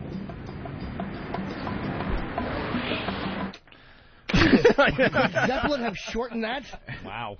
And that's nothing but pure and simple old-fashioned communism. Happens every time one of those dancers start poontanging around with those chauffeur fags. Fags! Hi, everybody. This is Huey Lewis, reminding you that you're listening to the worst of Opie and Anthony, and you really ought to have something better to do. The worst of Opie and Anthony. Mr. Bridges. Yes, sir. Oh. How you doing? Oh, there he is. Hello, sir. Sorry to make you wait. It's Bo Bridges, everyone. Hey, Opie. Hey, Anthony. What are we doing getting actual Hollywood stars on our show? We don't know how to talk to a real Hollywood star. We get the phony types. How you guys doing? Very good. Good. What do you got going for yourself these days? Well, I'm doing Stargate. Stargate. Yeah, Sci-fi. the sci-fi show. They're in their 9th season, and I'm joining them as General Hank Landry. 9 years that show's been on? Yeah. Jesus, where does the time go? I know. 9 seasons. And now you're joining the cast. Is it the Stargate or Stargate Atlantis or Stargate CSI or Stargate SG-1? SG-1, that's the original one. That's right. And is MacGyver still on that show? Richard came in and did like a couple of scenes in a couple of episodes, but he's sort of opting out of it. Wow, why would he leave? He's doing very well with that. Well, 9 years, he helped create the show, and I don't know, you'd have to ask Richard. Wow. Yeah. Okay, put him on. No? Not there? I've been a big fan for ever since the incident. I didn't see it live. I mean, I was born in '68, but I got to say that's a fine film. Yeah, that was a crazy one about the subways in New York, huh? Yeah, Martin Sheen's first film. That was his actual first film with Tony Basante and Bo Bridges played the guy who got involved. Ed McMahon. Was that Ed McMahon's only film ever? It was Tom and Carol, Bob Carroll and Ted Mills. Only dramatic forte. Now you've been acting for a long time, and a friend of mine and I were talking about like a lot of the way the movies are, and it seems like a lot of the stress is no longer put on acting because a lot of the stuff like effects and all that stuff. A lot of the stress, you say? Well, the effects it seems like have kind of replaced what used to you have to act like in the '60s. You had to act because there was nothing to cover up anything. That's why a lot of you guys from those days are great. And it seems like today there's so many effects and other things that will just cover up for a lack of, what would have passed back then.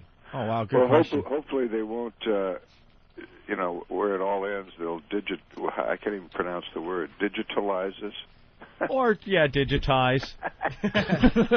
Either one is good, especially on this show. I'll have to get into voiceovers or something, I suppose. You've done a lot of great work. He was in Norma Ray, Grease Lightning. You just had a fantastic career. I mean, what did you start in '48? You was like your first role? Yeah, I think around that time I was in a film called Zamba, which comes on TV every once in a while, where I was chasing around in the jungle with a gorilla named Zamba. Zamba the gorilla, sure. There's lots of me calling out, Zamba, Zamba. Now, obviously, you're Jeff's brother. Every role he plays lately, it just seems like he plays a complete maniac. He's nothing like that, I would hope. No, now my mother wouldn't like to hear you say that because he also played the President of the United States. He's pretty calm and collected in that one. I can't look he at does like those crazy guys, doesn't he? I can't look at him without thinking of the remake of The Vanishing with Kiefer Sutherland. Oh, yeah. It was frightening. I like that one. That was pretty bizarre. We get hit with the space and the shovel goes into his face and all that. Hey, have you seen any of his performances from the Dinah Shore show? Mm-mm. Any of your brother's performances? No, I haven't. I remember him doing that. Yeah, we recently got a DVD, and it's a bunch of singing performances by celebrities on the Dinah Shore show. Oh, and yeah. He must have been like 16 or 17. Oh, my God. Well, I don't know. He had this big head of hair and beard. I think it was during King Kong. Uh-huh. Might have been during that one. Oh, okay. So he wasn't like a kid. No. But it was one of those performances that are kind of like, ooh. Yeah, he's gotten into music quite a bit. He came out with an album with Michael McDonald recently. Really? That he wrote a lot of Jeff wrote a lot of the music for and stuff. He's always loved music, yeah. Do you guys have any competitive stuff going? Because you're both very, very famous and both very respected actors. Not really, because first of all, we both feel quite blessed and fortunate to have been able to make a living in this business, which is such a crazy biz, and also I'm a bit older than Jeff, so in a lot of ways, because my dad was traveling a lot with work when we'd stay home as kids, I would do a lot of the father stuff with him. So I'm kind of, I enjoy all of his successes and so forth because I taught him everything he knows. Well, you're also very musical. I mean, it says here in the bio that you play guitar. I'm not particularly musical. Yeah, I love music. I do. I like to play it. I'm not quite like when Jeff and I did the Fabulous Baker Boys together. Yes, play those of course. Piano guys. We played all our own piano in it, but Jeff can really. I mean, he still can play all the Dave Grusin jazz music from that, and I had to just kill myself to learn a few bars. I can chord with my left hand and play melody with my right, so I'm okay at parties for an hour or so, but that's about it. Hey, Bo, how's your son Todd doing? We haven't heard from him in a while. Todd. Yeah, I think Todd's not my son, but he's from what I understand, he's doing okay now, Todd Bridges. Yeah, but a lot of people think he's my son, but no. No, huh? No. I think that's great that you're still going strong in this new thing, because I do a little bit of acting too, although I'm not particularly very good. I tend to just make eye contact with the camera, and then the director has to go talk. Yeah, that's the first thing you don't want to do. Are you Meisner or Method? Can I ask you that? What Am I which? Either or, Meisner or Method actor? Well, my dad was my teacher, and he was, sort of a Stanislavski guy, the Stanislavski method. So I learned a lot of that path from him. Stanislavski? As opposed to Boleslavsky, which was another method actor. Really? Now, Boleslavsky, geez, now you're talking. Eh? Oh, my God. We got an anchor from CNBC in the studio today, sir. And he's boring the hell out of us. And yeah, Boleslavsky, in fact, I just gave my nephew a book written by him. He was one of Stanislavski's students, and he wrote a book called Acting, the First 6 Lessons. And it's a great one. You ought to get it. It's fun. The first lesson is do not look into the camera. Oh, that's what I kind of do. I try to avoid all voice inflection and emotion. I figure just spit the words out quickly and then let the audience decide what I meant. There you go. Hey, how do you feel? I would classify you as an absolutely real actor and like an old school guy. How do you feel about all the remakes, all the shit that they're throwing out at people? Well, I've certainly done my share of shite. I think the most important aspect to any entertainment that tells a story is the story itself. If it's a good one, then it probably will be retold several times. What goes through your mind when you're part of a project that you just know is awful, but you're under contract and you gotta get it done? Well, it's odd for me. That's never really happened because I think the whole nature of what I do, being an actor, is kind of requires of you total commitment when you jump in there. And right. So by the time that the camera's rolling, I'm pretty much on board. But aren't there times you just know, I got myself into something here? No, maybe later on. If you see one that's a stinker, Come on, Greased Lightning. It hurts. That was a good one with Richard Pryor. Richard Pryor, of course. I was going to ask about that. Did you get along with Pryor? Because he legendarily gets along with no one. Deeper into the craft than that one. What's that? Could dig a lot deeper into the craft than that one, he says. Yeah. No, that was Richard Pryor's first kind of main thing. Yeah, it was like a real serious role for him as Wendell Scott. Did you enjoy working with him, or was he brutal? No, he was wonderful in that movie. Yeah, he was just great. Okay, it's probably before he got jaded and miserable on coke. I liked you as Warren Tucker in Sea Hunt episode Storm Drain. Don't you love Internet Movie Database? You were in a episode of Sea Hunt with your dad. Yes, I played a jewel thief in that one. Really? Who escapes into a storm drain after I pull off the heist, and then Mike Nelson, my dad, dives into the sewer to save me. Ah. And that was I used to watch that as a kid all the time, Sea Hunt. Yeah, sure. Hey, Bo, Me too. Got a question for you, and I bet Anthony will recall this too. Mm-hmm. It seemed like every episode at some point in Sea Hunt involved somebody getting behind your dad and cutting his air hose. A violent underwater fight, his air hose gets cut, right? That's right. Yeah, what was the whole storyline to that? What was your dad's character in that? No, he was like I think he was he a ex-Coast Guard guy or something that was just sort of... But he was like a detective, and he would go out and solve crimes on the water. Underwater detective. How many underwater crimes are happening? But in doing so, he seems like a bad business. Was all underwater, and he really introduced a lot of people across the country and the world to underwater stuff. And he and Jacques Cousteau kind of came along the same time. Cousteau, of course, in the scientific area. My dad. I had a Sea Hunt moment, Bo. Oh, did you? What happened? I was scuba diving, and I beat up a Frenchman 60 feet underwater once. Did you pull out his arrow? No, I just punched him a few times, and we were wrestling and stuff in slow motion underwater. It's a true story. The only way to wrestle underwater is slow I was motion. scuba diving, and this Frenchman who was just being a complete ass on the boat before we dove wasn't paying attention to anything. It was his first dive, and he just came down way too fast and landed on top of me. So I decided the best way to take care of this was to punch him in his face underwater. Jeez, well, Jacques Cousteau wouldn't like that very much. So we had Cut his air hose open. we had kind of a sea hunt, slow motion fight underwater. It was great. Excellent. I wish I could have been there. Now you did Norma Ray in '79, and a great film. And Ron Liebman was in that. What is Ron Liebman doing?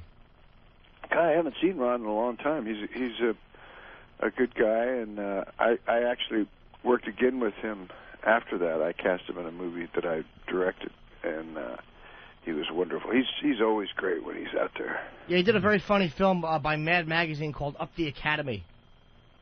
Oh, I didn't see that one. I remember that one, sure. So are you looking for any young actors? Because, I mean, I would definitely like to do some Hollywood acting work. You know, I wouldn't mind considering you, but I'd like you to send me some footage of you where you could actually say something without looking into the camera. That's very important to me. See, Jimmy? I don't think you have any of that. No, but a lot of times I like to hold the paper, but I always make sure like I'm holding a newspaper so like the audience doesn't see that I'm actually reading off the script. I know how to hide it around the set. And Bo, Jim was in Spider-Man, the first one. So. Oh yeah, I had one line in Spider-Man. True. Yeah. What did you say? I was the pivotal turning point in the film. I was a man on the street, and they said, "What do you think of Spider-Man?" I said, "He stinks, and I don't like him."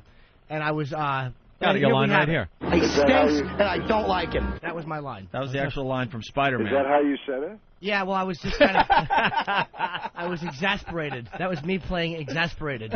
So you had more, on the actual take, you had more exasperation in there. Yeah, I used a little bit of spunk. I didn't even get to meet Sam Raimi. It was all his second unit shoot in Queens. Spunk is really on the way out. You've got to get rid of the spunk. Yeah, I hear Peppy is making a comeback. Spunk is Peppy hack. is better, yeah. I like playing lackadaisical. Ooh. Sure. Well, Bo, thank you for joining us. All right. Thank you, Bo. Thank you, Mr. Bridges. Good talking to you guys. Have a great day. You too. Bo Bridges, everyone. Bye-bye. He's a big Hollywood star, that guy, right there. Jeff, his brother. In studio. Right? Talk. Lloyd. Dad Lloyd.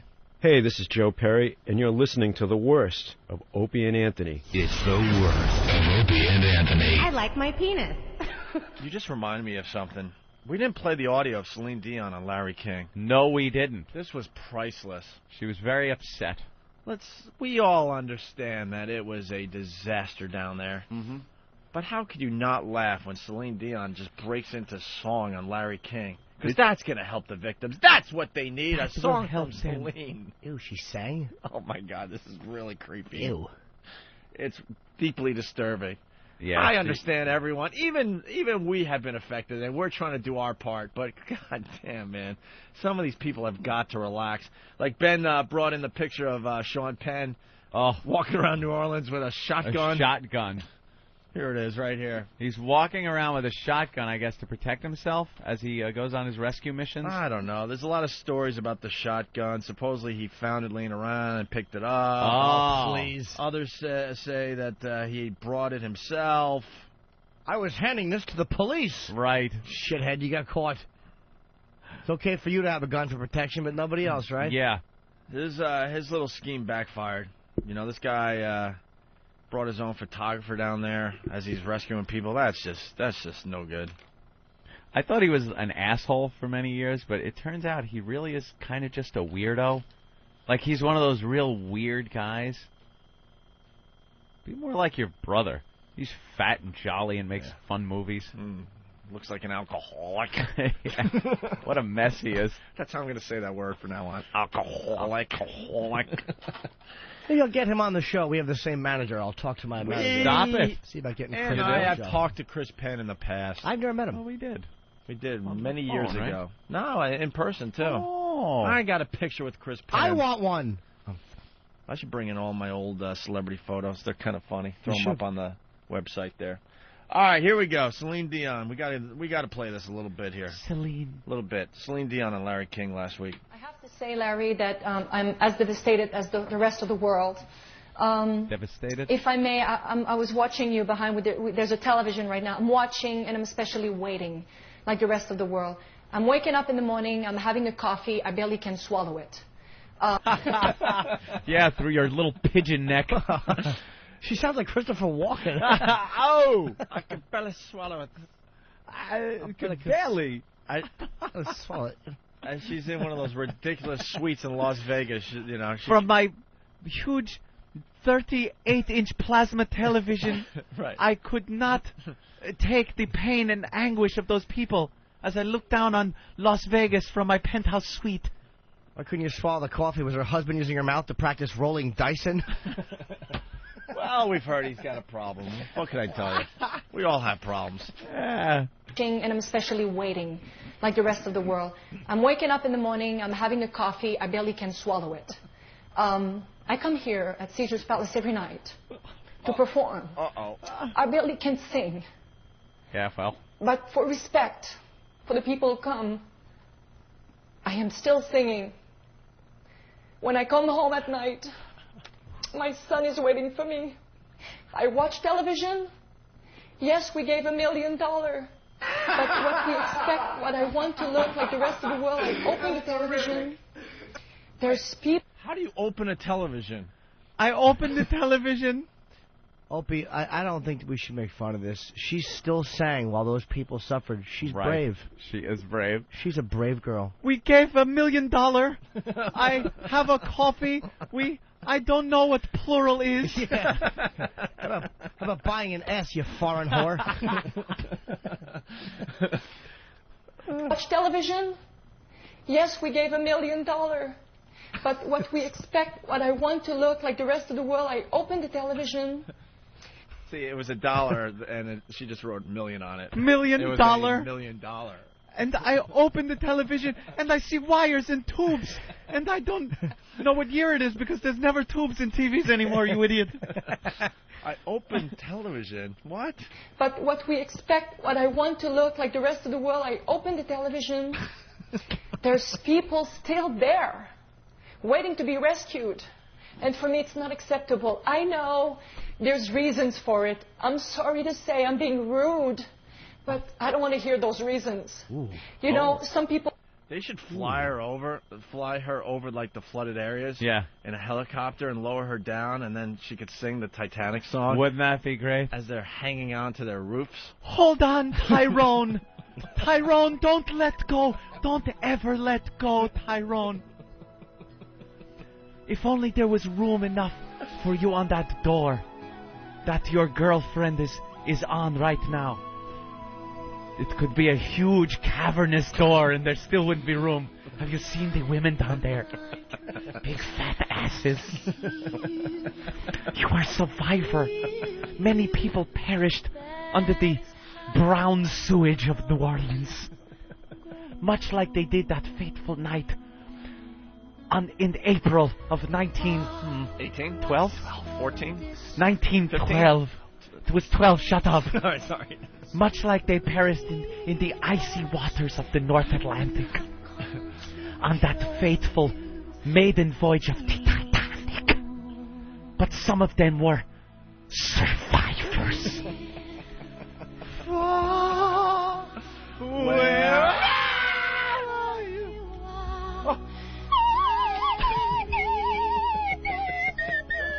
And Larry, I watch, and personally I don't care.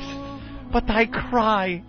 I cry because my husband is 90 fucking years old. I cry when I think he touched me when I was 14. And forced me to marry him. That is why I weep today. You think I really care about the schwoogies, Larry?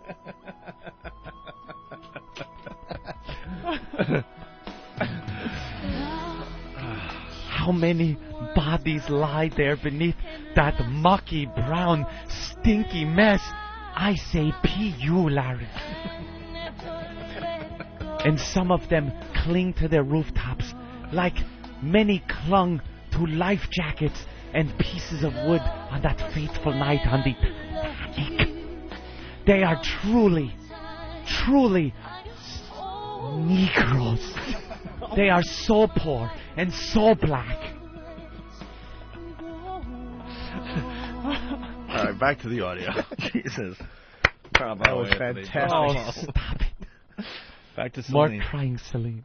And for me, it's not acceptable. I know there's reasons for it. I'm sorry to say I'm being rude, but I don't want to hear those reasons. You know, some people are stealing and they're making a big deal out of it. Oh, they're stealing 20 pair of jeans or they're stealing television sets. Who cares? They're not going to go too far with it. Maybe those people are so poor. Some of the people who do that, they're so poor, they've never touched anything in their lives. Let them touch those things for once. Invite them into your house. Let them touch. You also have never touched a seat at your show at Caesars, you fucking overpriced Canadian hosebag. But you never touched an orchestra seat there, did they? Oh, my God. Let them touch stuff. Let them just touch it. That's the biggest cock tease ever.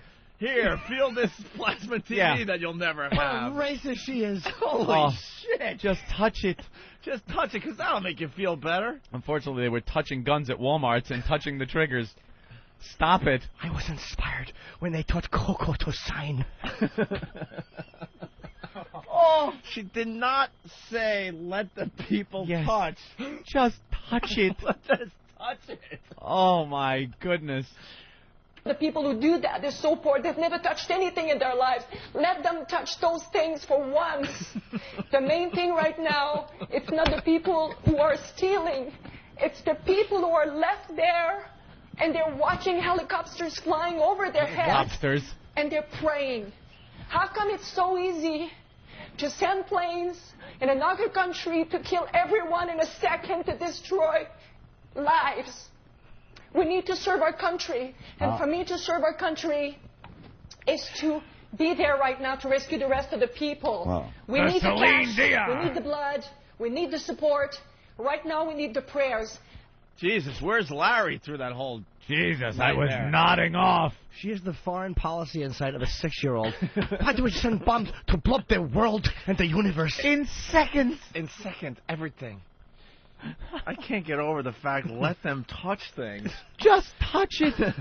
Much like the poor passengers that were stuck in steerage on the Titanic. We should just pull gates shut and lock them to drown in their basements. Look, Tyrone, you'll never have an iPod, but hey, feel free to touch it. I want to touch it. Right. Oh, is that the best? All right, What a mess she is. She continued on Larry King last week. It is, you know, when I was hearing a couple of days ago that these things are not reachable, it's too full of water. Maybe I'm too much like I'm not thinking with my head. I'm talking with my heart. Nobody can open any roofs. The helicopters flying in. Take 2 people at a time. Take a kayak. Go into those walls. Take a kayak? A kayak! Oh, she's an outdoorsy one. Or take a limo like I do to go to my shows. Why can't they take the flying Steve car and please pick up these people? Take a kayak. Oh, it is so easy if Steve would just, there he is now. Just fly by, Steve. Land and pick these people up in your flying hybrid car. The helicopters flying in. Take 2 people at a time. Take a kayak. Go into those walls. What? There's kids being raped. You can't take a kayak through walls. Take a kayak through those walls? What does she say? She watches Gilligan's Island too much. She thinks that's how they get around. A kayak. Jesus, this isn't I Dream of Jeannie. Oh. Is Jim leaving a permanent thing? No. Oh, stop it. Still Stop it. a big part of the show, and he'll be coming back and forth and doing this and doing that. Don't you worry. There's kids being raped at night. We hear gunshots. Big guns. What's that? Those people are praying. They're walking. They're like this. Hello? Do you see us? We're still alive. But we're dying. Celine, It's terrible. I do not want to talk to you about money. What? Holy crap, will you just shut up and sing your stupid song? She lost her fucking mind, and it's fantastic. We can't see them at night because they're dark until they smile. We see teeth. We think they're floating dentures, but there are people attached to those. Oh, is she an ass? Oh, I thought somebody dropped a big package of ping pong balls, and I was looking, but it was humans looking up at me. I thought it was ping pong balls and chiclets. But it wasn't, Larry. It was people. Wow. Wow. Let's say hi to Carl in New Jersey. Carl? Hey, she sounds like Mr. Wet. Do you remember Mr. Wet? Mr. Wet. Yeah, it was. There was two radio DJs. They had a show back in the day. I forget their names. It was a big fat guy. You and Anthony referenced them all the time once in a while back in the day. And she was like, Mr. Wet, I'm from the sewer. I live under the ground. Hey, Mr. Wet. Never, ever, ever. This guy is amazing.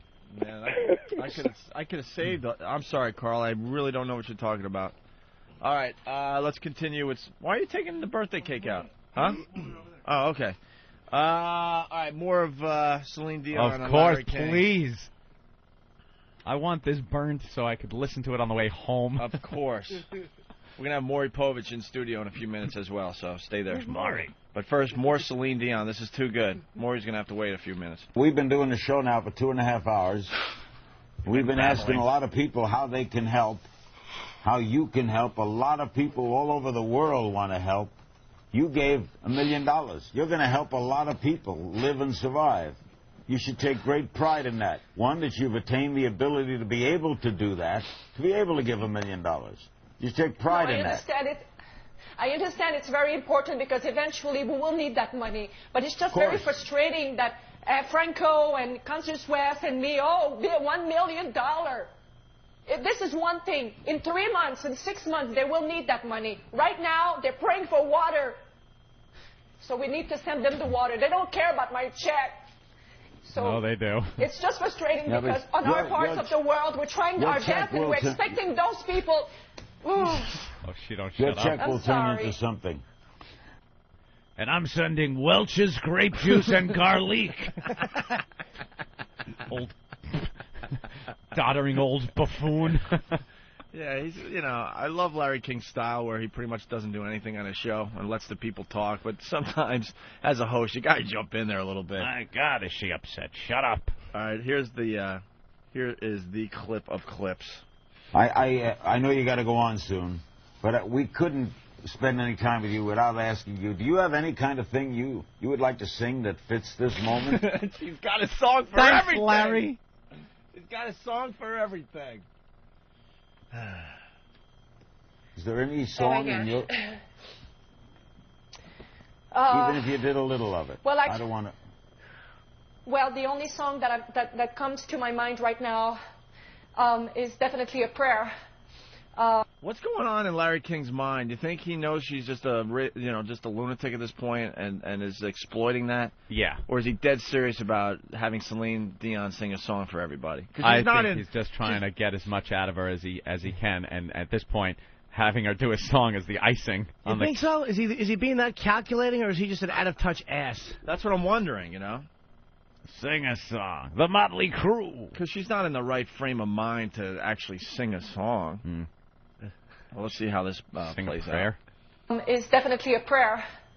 I did sing that song a few years back with Andrea Bocelli. Ah, yes. And I cannot think about a song, about a prayer. I will do my very best, and I'll do my best. Generals gather in their masses. I pray you'll be alright and watch us where we go. This just in, Bruce and Kelly's crying. help us to be wise in times when we don't know. Let this be our prayer when we lose our way. Lead us to a place guide us with your grace. Liar, whore, and you know it. To a place where we'll be safe. Shut your goddamn pie hole. I pray we'll find your light. You can get a doggy style, you can get a ling on your side. Those are your only choices. This is my house, and I get to say. When stars go out each night, remind us where you are. Let this be our prayer. Fancy talk for a whore. Our days. Help us find a place. Guide us with your grace. Now choke yourself. Give us faith so we'll be saved. Well, no shit. That's it, Simone. Okay, terrific. And there you have it. That's very dramatic. Wow. Celine Dion and Larry King last week. Wow. Liar, whore, liar, whore. There you go. Wow, she lost her mind. That's fantastic. The worst of Opie and Anthony. I know. The big oil companies have really. There's so many other alternative ways to do this that Is just there not being. really? I think so. Yeah.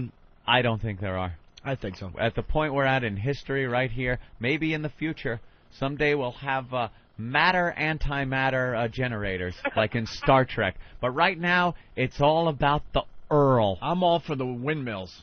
Windmills, huh? I want more windmill fields. More than bird killers. Covering the entire country in windmills might work. I think there are alternative things that are. You look at the electric cars and stuff like that. You can see that the technology is really. I mean, they're getting like a lot. Like Steve's got a hybrid. Steve drives a hybrid, which is just creepy on some level. I have my hybrid. Yes, it runs on water and honey and bee energy. I scoop them out and I put them in the gas tank. And as they try to leave, my car goes. Generate the energy. Stupid. Fucking trying to keep his own little outdoor place. Bee power. There you go. Yeah, that's all well and fine, you know, the hybrids, but he still pulls up to a gas pump. Yeah. He still uses petrol. I just think they're like, what? You're Malata mongrel class of vehicle. Steve's got the hybrid. What's wrong with the hybrid? Nothing. I was actually defending it. How much does it cost to fill up? Now it's about $20.50. $20.50 Right to fill up your tank. Right there, it makes How it many sound miles great. do you go? 400 miles on that. 400 miles. Yeah. I just filled up my Escalade yesterday. Are you over $50? I am so over $50. I went over 50 for the first time. My tank's smaller than yours. I'm like, what? $50 to fill it up from empty? $65, and on that I can go 350 miles. Yeah, I mean it's not. I don't. Truckers are laughing at us right now. By the way, know. But you know what it is? I don't care about gas prices. Why? Because we're rich. Speak for yourself. Really? No, you know, I don't think about gas. I only fill up like once every 10 days living in the city. I do the cellar and back every day. Yeah, I don't you do really any driving. don't drive that much. It's amazing. So it's like, I mean, whatever it is, I don't notice because I never use gas. Not that far. I can go for a week or so, a week and a half on a full tank if I'm just driving in and driving back home. So but you're up to $65. $65 to fill the gas tank hit up in that 50 for the monster. first time for me, and I was like, what? I'm noticing I'm getting a little lonely out there in the huge SUV club. You certainly are. You look around now, and remember a couple of years back, you could not. You drive down any highway, it was SUV after SUV. Now, not seeing as many. Yes. Kind of alone out You there. can't have an SUV unless there's a TV in the back of the seat and you have gold teeth. Right. That's who drives SUVs, pimps and dope dealers and radio hosts who can't wait to get home and get away from the germs. Jimmy's on fire. That's it. Got away from the germs. Of course. I'm sorry, Steve. So your hybrid, which actually gave us a nice ride to Ozfest. Yeah, you wanted to leave early, so I missed Sabbath. Did it? But how was the acceleration, Jim? The pickup is not that bad. It's a quick little car. It doesn't go really fast. It goes maybe I've had it up to about 95 miles an hour. Yeah. And at that speed, it gets about 12 miles to the gallon, maybe around 11.5 miles to the gallon. But at most. Wait. What? 12 miles a gallon? That's that hunk of shit? I thought it was like 80 miles a gallon. No. At that speed. Well, he was going 95 miles an hour. At 95 miles an hour. Oh, right. If you're going extremely fast. Yeah. How would my Saturn, and I'm not trying to name drop, but how much would my Saturn get to a gallon? I don't, At I don't 90 know. miles an A hour? rough guess, I mean- Probably not that Not good much. either. No. Okay. Like when I'm coasting around the city, this thing gets around 60 miles to the gallon. I mean, when you look at the energy meter, it says it's getting 100 miles to the You have gallon. an energy meter? The whole You front got to of get the in thing. his car. It's half that. My energy meter. Yeah, half those meters are bullshit. They're just there Well, spinning and lighting up for no real reason. Well, it tells you when the engine is shut off, basically. When the gasoline engine has shut down Mhm. and you're running on battery power. When you're running on battery power, because as it's moving and as you're braking, it's charging the hybrid. Thank you, Jimmy. I speak with my hand. So when Steve talks, just to interrupt you see Steve is moving his left arm, and like it looks like he's holding a softball that doesn't exist. That's how his hand is Right. clenched. And like a Roman emperor, he's presenting something to the people. Presenting. And it's just well-spoken dreck. Or is it a- horseshit to the rest of the Yeah, car. Horse shit.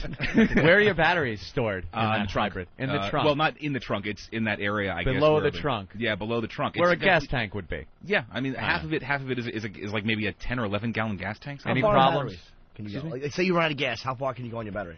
I've had it down to 0 once, and I went about maybe 20 miles, I think.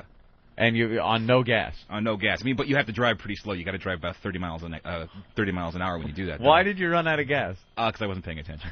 What could you? With all those gauges and Well, meters, you I know what? got It was confused. it was brand new. It was brand new, and I thought, shit, let's see what this thing can do. And I was on. I know what happened. What happened? You went to get gas, and when you got out, they thought you were threatening. They didn't realize you were just standing up to look around. I seem to have run out of petrol.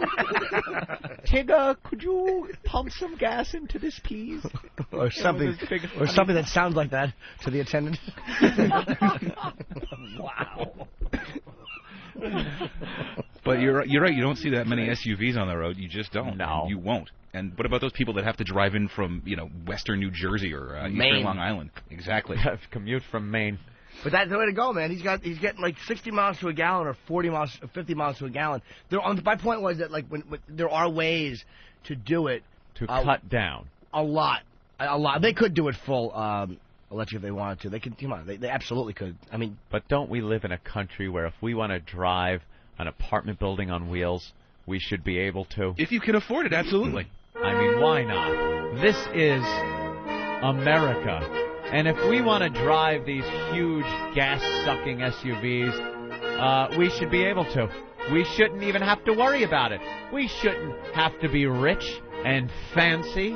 We should be able to just be the average Joe that goes to work and earns a good wage every day. He should still be able to buy that big vehicle because we're Americans. We shouldn't have to be like a big cuddly bear and buy a roller skate with a D-cell battery in it to get to work. A hybrid. What? It says pussy car. It's a pussy mobile. Certainly does not. There is nothing sexy, nothing strong, nothing. People heads aren't going to turn. And why? Then how come there's year-long waiting lists for these things? Are there that many pussies that want hybrids? Yes. only one company is dumb enough to make them. Right. It's a hybrid. It's part vehicle, part carnivore.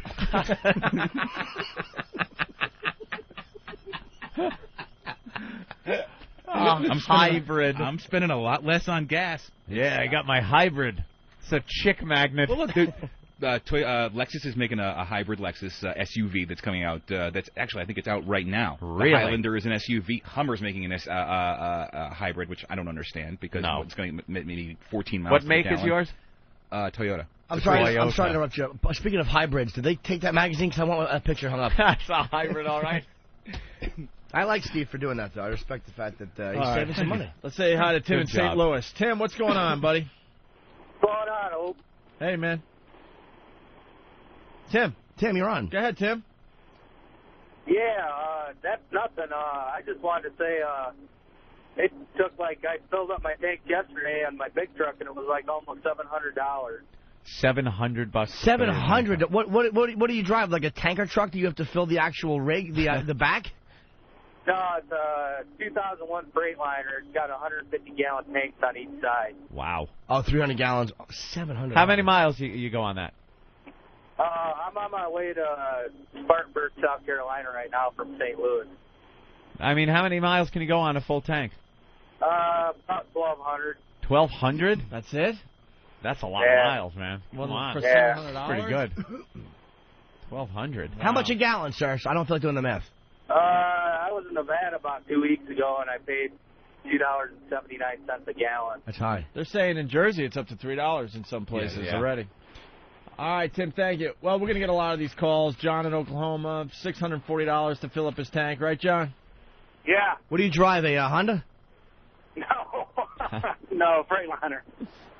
All right. Well, obviously, it's out of control, the fuel cost. Tell B-Power Steve that all the money he's saving on gas will be spent replacing that $500 battery in about 3 years. Also, that big old acid-filled battery causes more damage to the environment than gas. No, it doesn't. No, it doesn't. You don't have it's not vented, right? Not vented batteries. No. Yeah, the old style batteries used to leak. Yeah, it's totally self-contained, and there's selling tons of them. So have they told you about battery life and how long those things are supposed to last? I'm sure it's in the documentation somewhere. It ain't just like going to Sears and buying one of those batteries and popping it under your hood. Well, no, that's the thing. It does regenerate power. It doesn't. The combustion engine powers the fuel cell while you're driving. So as far as how long that lasts, I don't know. I can look it up though. Yeah. And the guy who just wrote that, he's like one of those guys. He just says shit. Gloom and doom guy. Dude, that acid causes more problems than gas. And people go, really? Yeah. He's the guy that when you talk about counterfeiting money, he's like, dude, the government's the ones counterfeiting it. Yeah, where's your facts? None. Dude, they are. Don't have There's one. a website. Let's say hi to Carl in Texas. Carl, what do you got for the program? Hey, what's going on, guys? Hey, Carl. Hi, Carl. Yeah, when I was in college, we actually built a couple of hybrids for the Department of Energy.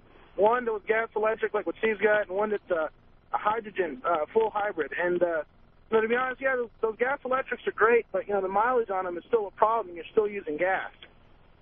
And it's a start, but the reality is the way it looks like it's going, and BMW's already produced one, and Honda's already made one, and GM's making them. It's these hydrogen-powered vehicles. He's right. He's right, but you have to put hydrogen refueling stations on the highways, and it's going to be a while. The hybrid car is a nice transition piece. The main problem Yeah, where do you find one of those? There was a good hydrogen-powered mode of transportation a few years ago. It was called the Hindenburg. That thing worked out well. Oh, my God, the humanity. Oh, But, you guys are talking about get out of the way. SUV.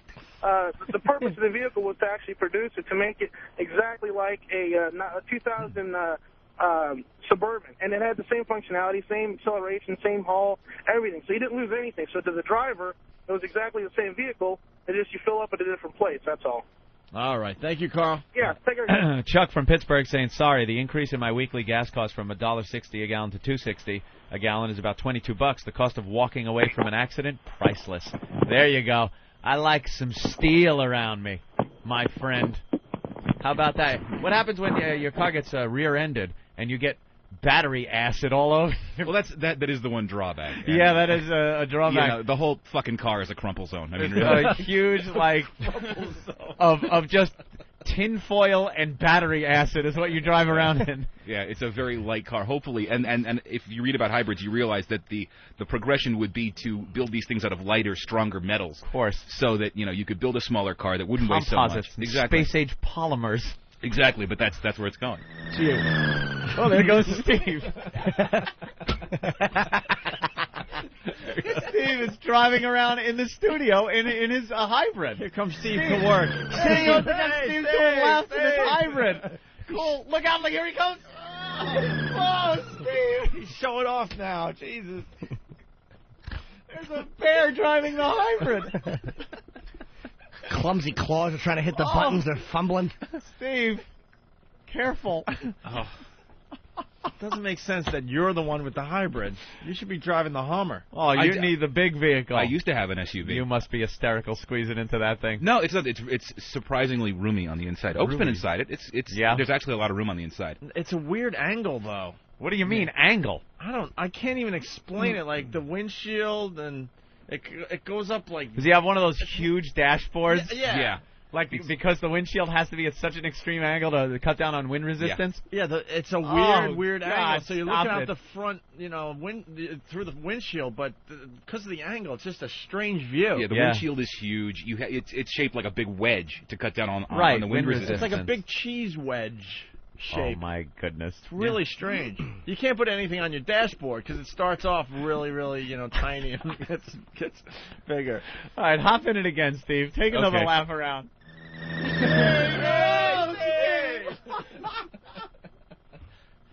faggot. He's a hybrid. See him on the side of the highway, broken down with an electrical cord, looking for a place to plug it in.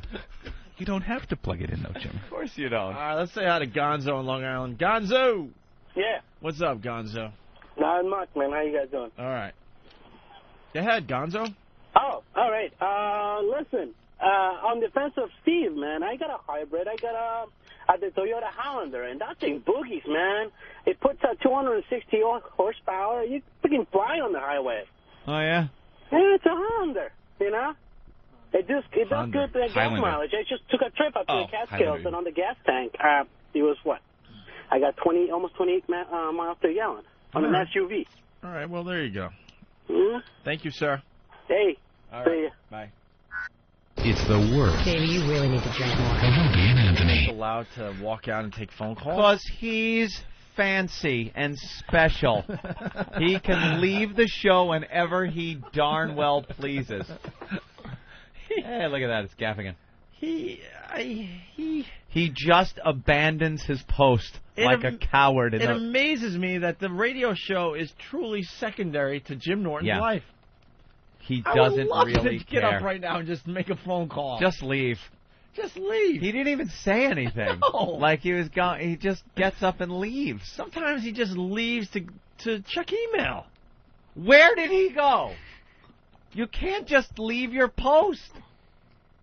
He'd be great in the Army, wouldn't he? Who's holding off the front? Jimmy Norton. Where'd he go?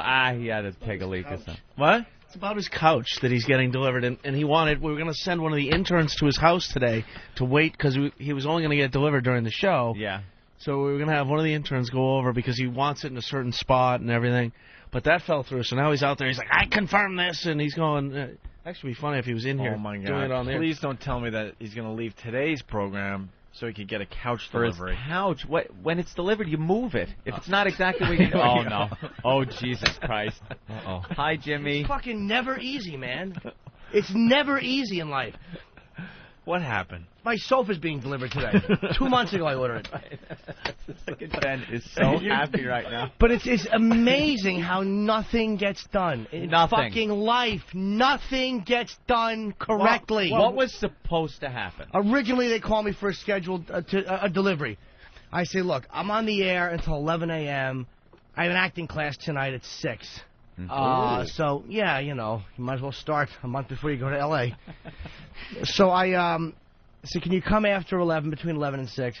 We can't guarantee that, but we'll try. I get a call. You're scheduled between 8 a.m. and 11 a.m. That's not within the parameters. Can't do it, and that's why we were going to have Clayton or one of these guys wait at my apartment for the delivery people if I couldn't reschedule. So I called them back. The lady was very nice, Maria, for room and board, place in Soho that my gay friend took me to, and I know. Very good. And, Oh, no. What happened now? He's trying to tell a story. Go ahead, Jim.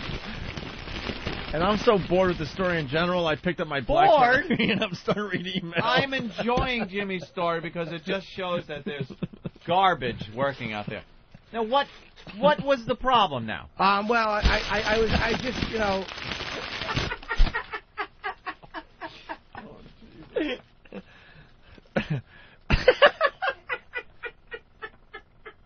Oh, this cake is delicious, Jimmy. Is it? Have a piece.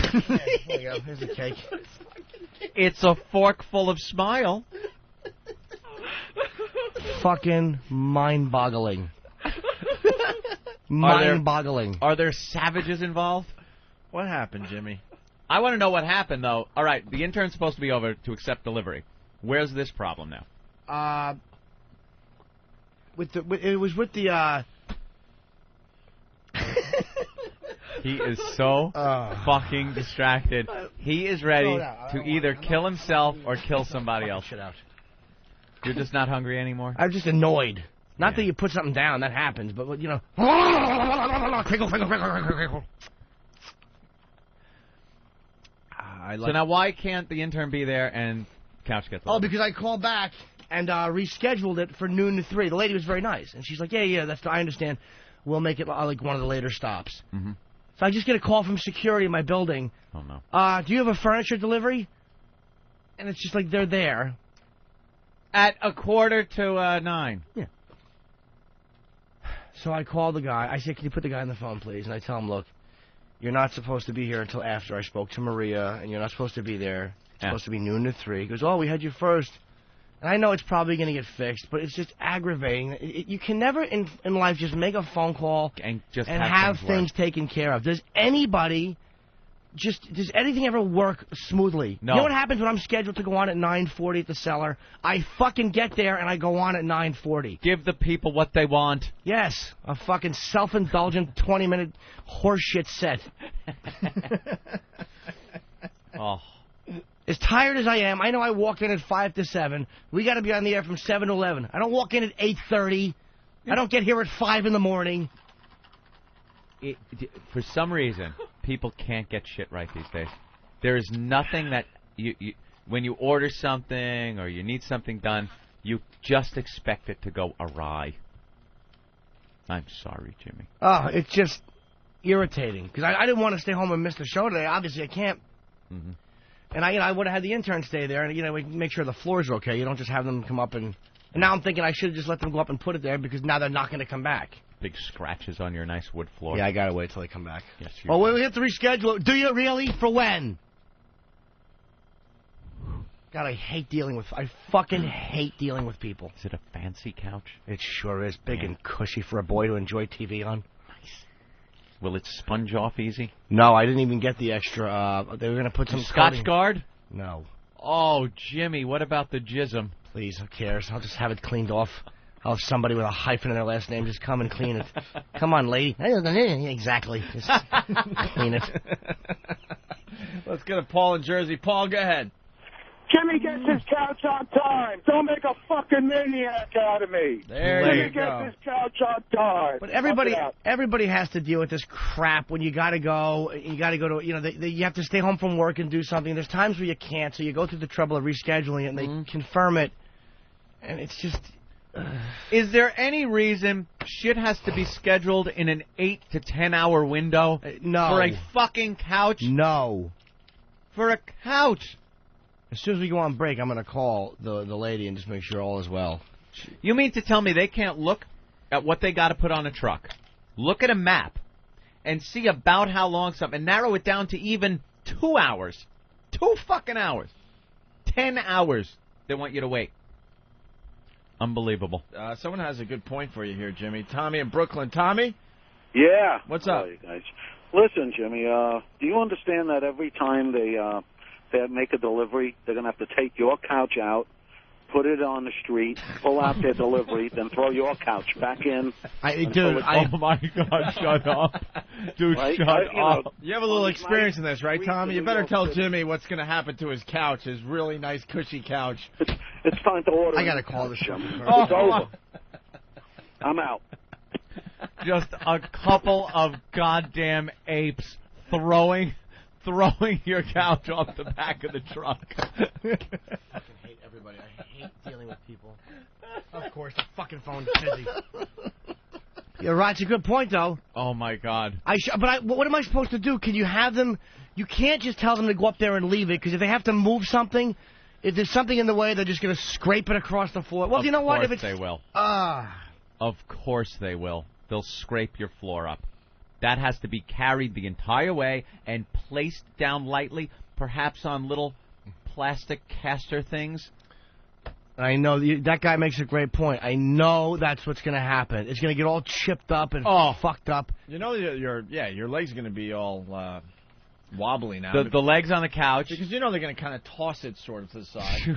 just not going to toss it. Not a big toss, but just enough, like a half a foot. But what will happen is you're going to get little street pebbles in the bottom of the feet, and then when you put it down on your wood floor, it's going to make like just these scratches all over the floor. Yeah, that could be a real problem. I'm thinking that. Baboons, just throwing cushions around, hitting each other with the cushions. And it's not like homeless people are not puking and peeing and crapping on the sidewalks where they're going to place the couch. This couch look comfortable. I might just have to take a nap while you make that delivery. Oh, big urine stain on the middle cushion. Well, if they don't put it there, someone will. Well, let's go to Steve in Massachusetts. Steve? Fucking phone's busy. Hey, Steve. I'm going to the phones to try to help you out, Jimmy. Steve, Massachusetts. Got fucked by a furniture delivery. You, go. Hello? What's your name? Yeah, it's Steve from Massachusetts. Sorry. Oh, you asshole. No, Jimmy, I wanted to tell you that. You're up here all got fucked. Wait, Jimmy, take the call on the air. Hold on. We got to listen to this. No, I can't leave her a message. Oh, He is pissed. He is so angry. He is so pissed. Let's go to John on Long Island. John? Hey, how you doing, guys? All right. I got fucking locked up because of a furniture delivery. What happened? Supposed to be there at 8. Mm-hmm. I'm there at 8. Mm-hmm. Okay, take off. You're going to go into work late. No show. All right, I'll run into work. They tell me, okay, I call them on the way there. They'll be there definitely at 12 o'clock. I go there. They show it like 11 and just drive away and leave a note on the door. I go back.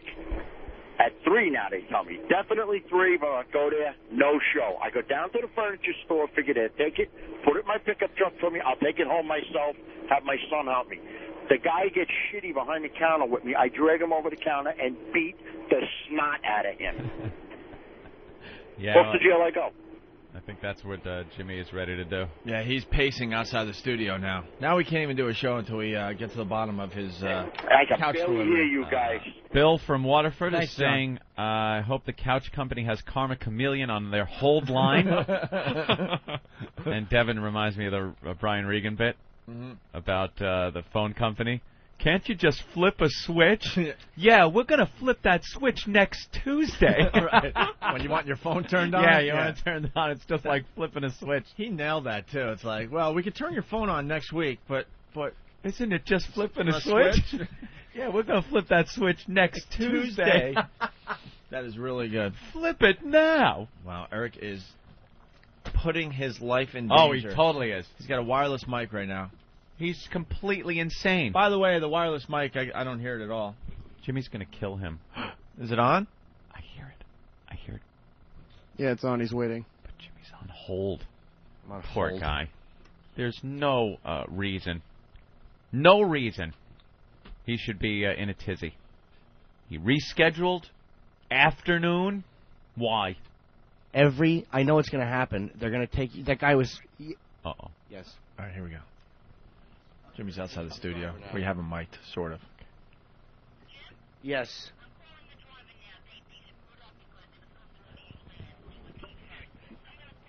But I know. But the problem is this. This is my concern. Every single stop they make, that couch is going to have to come off and then go back on. That caller they got load him it rattled. the way that they know they're going to have to deliver it. So now I know that something's going to happen to it. It's going to be...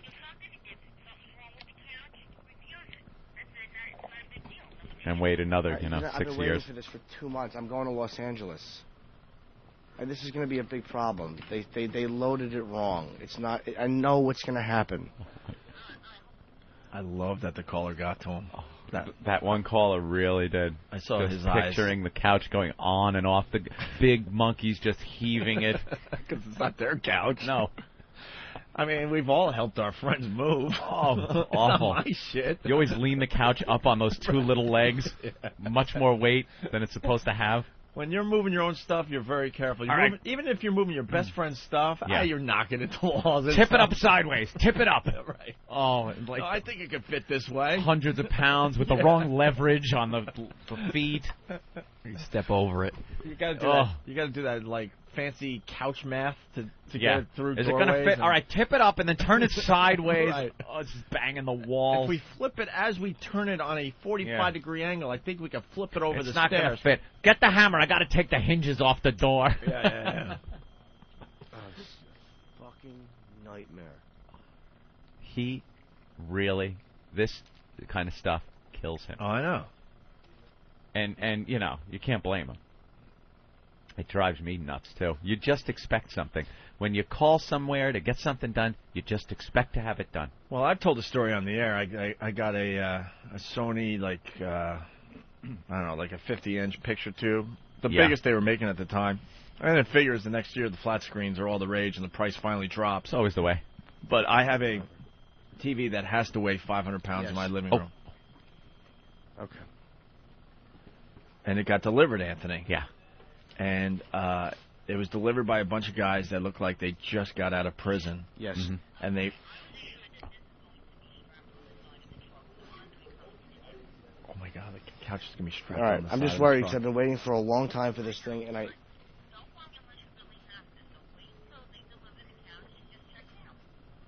But if there's something wrong with it, I know that that's just a chance you take when you order something, but it's going to be months before it comes. No, I... Oh, that sounded like a threat. Oh, absolutely. Maybe Between I just 12 and won't 3, bring it. right? Okay, yeah, that's fine. Because I can't be there after 5. Okay, and they said they won't be taking it in and out. Okay, thank you. They're gonna fuck this couch up now on purpose. They're gonna spit on it. Yeah, because they're now pissed. Oh, Jimmy. Oh, Jimmy. She's nice. I mean, the woman is nice. I mean, Yeah. she did what she was supposed to do. They fucked up, and she said that she called them and told them the concern. At least she did do that, and she said they'll leave it. It's gonna be on the side of the truck. I'm It's not gonna come in and I'm out. sure guys that are unloading furniture all day are going to be very sympathetic now To the couch that's in the way. to the 3 phone calls that they've gotten. Don't let anything happen to this couch. And it's not like they're looking at that couch realizing if they were able to deliver it, it wouldn't be in the way for all the I other, know. for all the other deliveries. Not like their couch at home doesn't have Right. duct tape on the armrest. Right. As they're moving someone else's TV off the back of Nice the truck, furniture. they're not just taking a quick kick to the couch that is in their way. And where would you rather take a break? Sitting on the tail end of the truck while you eat your lunch? Or sitting on a nice couch? They can sit on the couch. I'm With sure your- it's wrapped. With your cranky ass. Nice, comfy couch. After you're moving furniture with that ass all day, just lathering up. You know what, though? This is one thing. Yes, I'll bet Jimmy. you that the legs are covered with cardboard or You something. think they got the cardboard and the tape around them? I'm sure they do, yeah. They're I'm probably, sure they don't just load it. I don't know why I'm thinking that they're just going to load this thing with nothing on it other than, like they're just going to scrape it up and bang. I have this vision that they're just going to put it on its side on the street. Of course, there's nice plastic over it. Let's go All ready to go. the Gooch in Cleveland. The Gooch. What's up, fellas? What's up?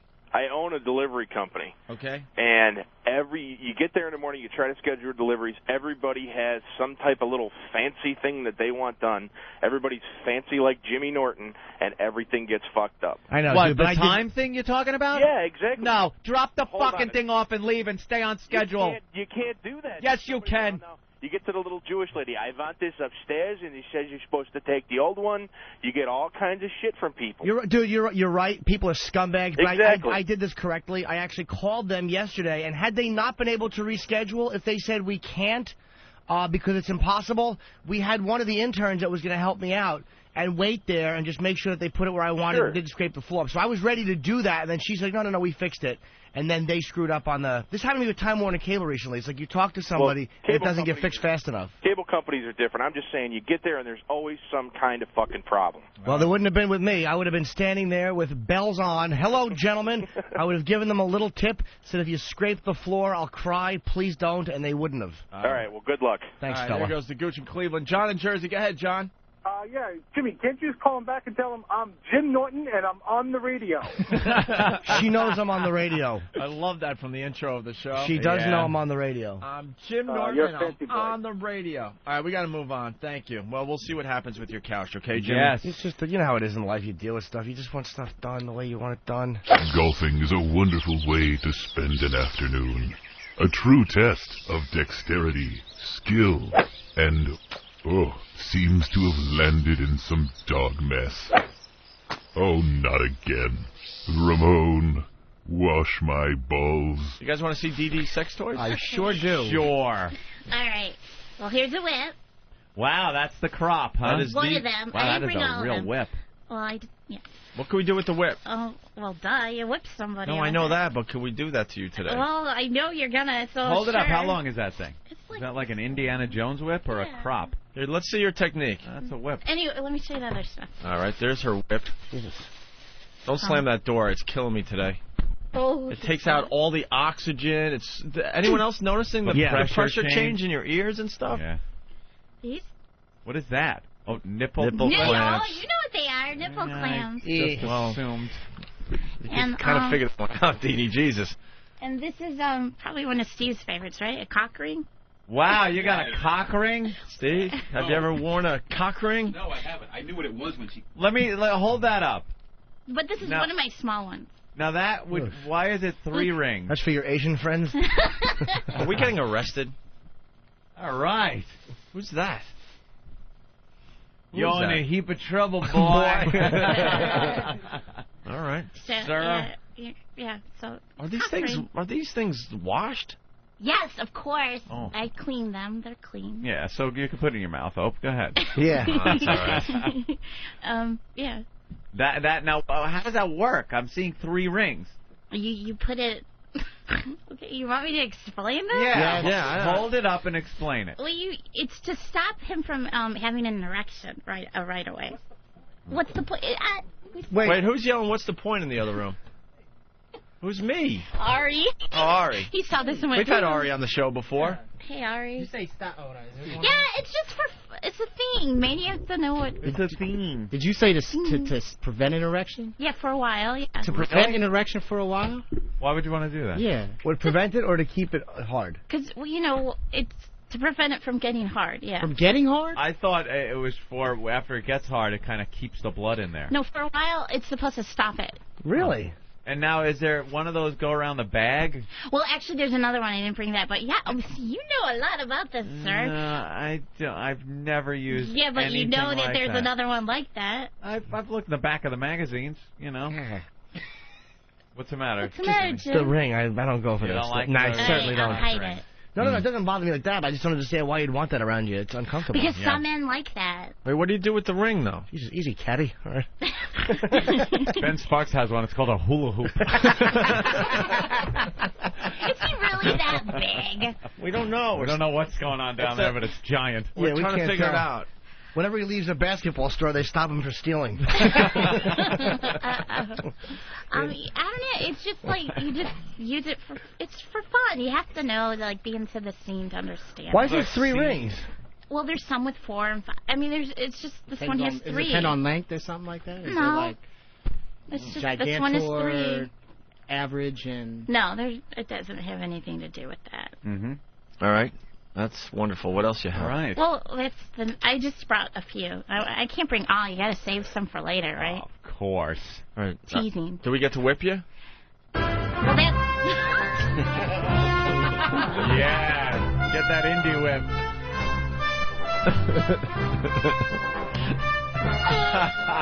Jimmy, you know how to use the whip? No, never used What the the whip. hell? There's police in here. Yeah. That's a state trooper, I think. All right, we're miking your ass. I'm afraid, though, because there's a cop in the other room. It's not illegal to be whipped. You're allowed to be whipped. He's getting it. Oh, we can use those. He's holding up. Handcuffs. He's holding up his handcuffs. Yes, Your Dee Dee. cuffs. Yeah, you might want to get cuffed and whipped. Nice. Well, like, use the whip on the counter. I want to see your technique at least. I don't really have... usually it's like, I don't... What? You just like, you whip. I'm not going to, like, whip. I don't know how to use a whip. I've never used it. You just... Show me. You know, oh, come on, you used the I've belt never one. used a whip. Are you left-handed, too? No, it's just... Oh, okay. Mike was in the way. All right, let's... I can't... Oh, I'm nervous. Nervous about what? Nervous about what? All these guys are... Who's that one? They're fans. You're just demonstrating the whip. Yeah, let's go. Yeah, show the whip. You know how to use the whip. You just go... Ooh. She just whipped Jimmy's arm. Oh, sorry. Jesus! She was trying to whip the floor, and it went awry to the right and nailed Jimmy in the arm. Jimmy, all right? Yeah. Hey, wait, let me put my face out so you can hit the eye. Go ahead. No, just let me see you crack it. Yeah. Floor? Yeah. All right. I can't do this. All right, here's Dee Dee and her whip. Well, I'll try, because I'm a little... I'm shaky. Why? I don't know. I can't do it. You just did it? You're a freak, man. That is something. Well, You not always. are. I'm usually the submissive, though. The what? Submissive? Could Jimmy use the whip on you? Well, I know that was coming, so sure. I don't know. I never used the whip before. Well, let's give it a shot, Try Jimmy. it. What the hell? Tap her a little bit. You ever snap the other guy's butts with a towel in the locker room, Jim? Oh. I've never done this before, so I don't know if I'm going to do it. Oh, did you hear that noise? Yeah. Jim, do this. Go. Were you? That won't. It won't. Careful. You're getting Steve. See? See, he knows what he's doing. I've never done it before. Honestly, I've never done it before. Well, you're doing good. All right, let's Kinda. bend I over don't there, know what Dee the Dee. right arm motion is. I'll just Yeah. wind up and swing as hard as I can. I want to hold the end and swing the wood part. Ooh. Oh, God. Sorry. I'm glad my mom's not listening. All right, let's. Yeah. We're miking your butt once again. Wow. Jimmy just whipped Steve. Cut it out. Go a little bit lower. There you are. All right, let's. Got all the mics on. Yeah, well, bend over. The mics are way down low. No, I'm not. If I don't do this right, this is my first time using a whip. Jimmy looks like a natural on the plantation back in the 1800s. I thought I said I would like a little cream with my coffee. There is not a mint leaf in my julep, boy. I could have had you shot. All right, Jimmy has the whip in Hold hand. on, with all the mics, we gotta move. Can we put this one the other way? Because I can't whip around the microphone. Let me just line this up. Wait, Steve. Fix that mic. No, little, yeah, right around. That's good. Damn it. I almost had him.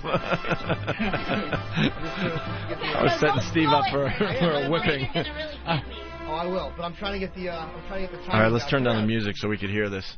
I'm just trying to get the timing down because I've never whipped. That's a little Wait, Dee Dee, light. grab one of the I know. mics if you're going to stand up. I'm just swinging to get the actual distance. Oh. Yeah? All right. It's a little light so far. I'm not doing it. I'm trying to get the distance. I don't want to, you know. Right, Indiana. Okay, not my Indiana back. Norton. Not my back. Well, That's not hurt. Bend over. Hit the butt. Oh, okay, hold on. That one hurt. That one hurt? Good. He's a good old God. It's starting to sting. My young son's in the car. Oh, thank you. I use that kind of language.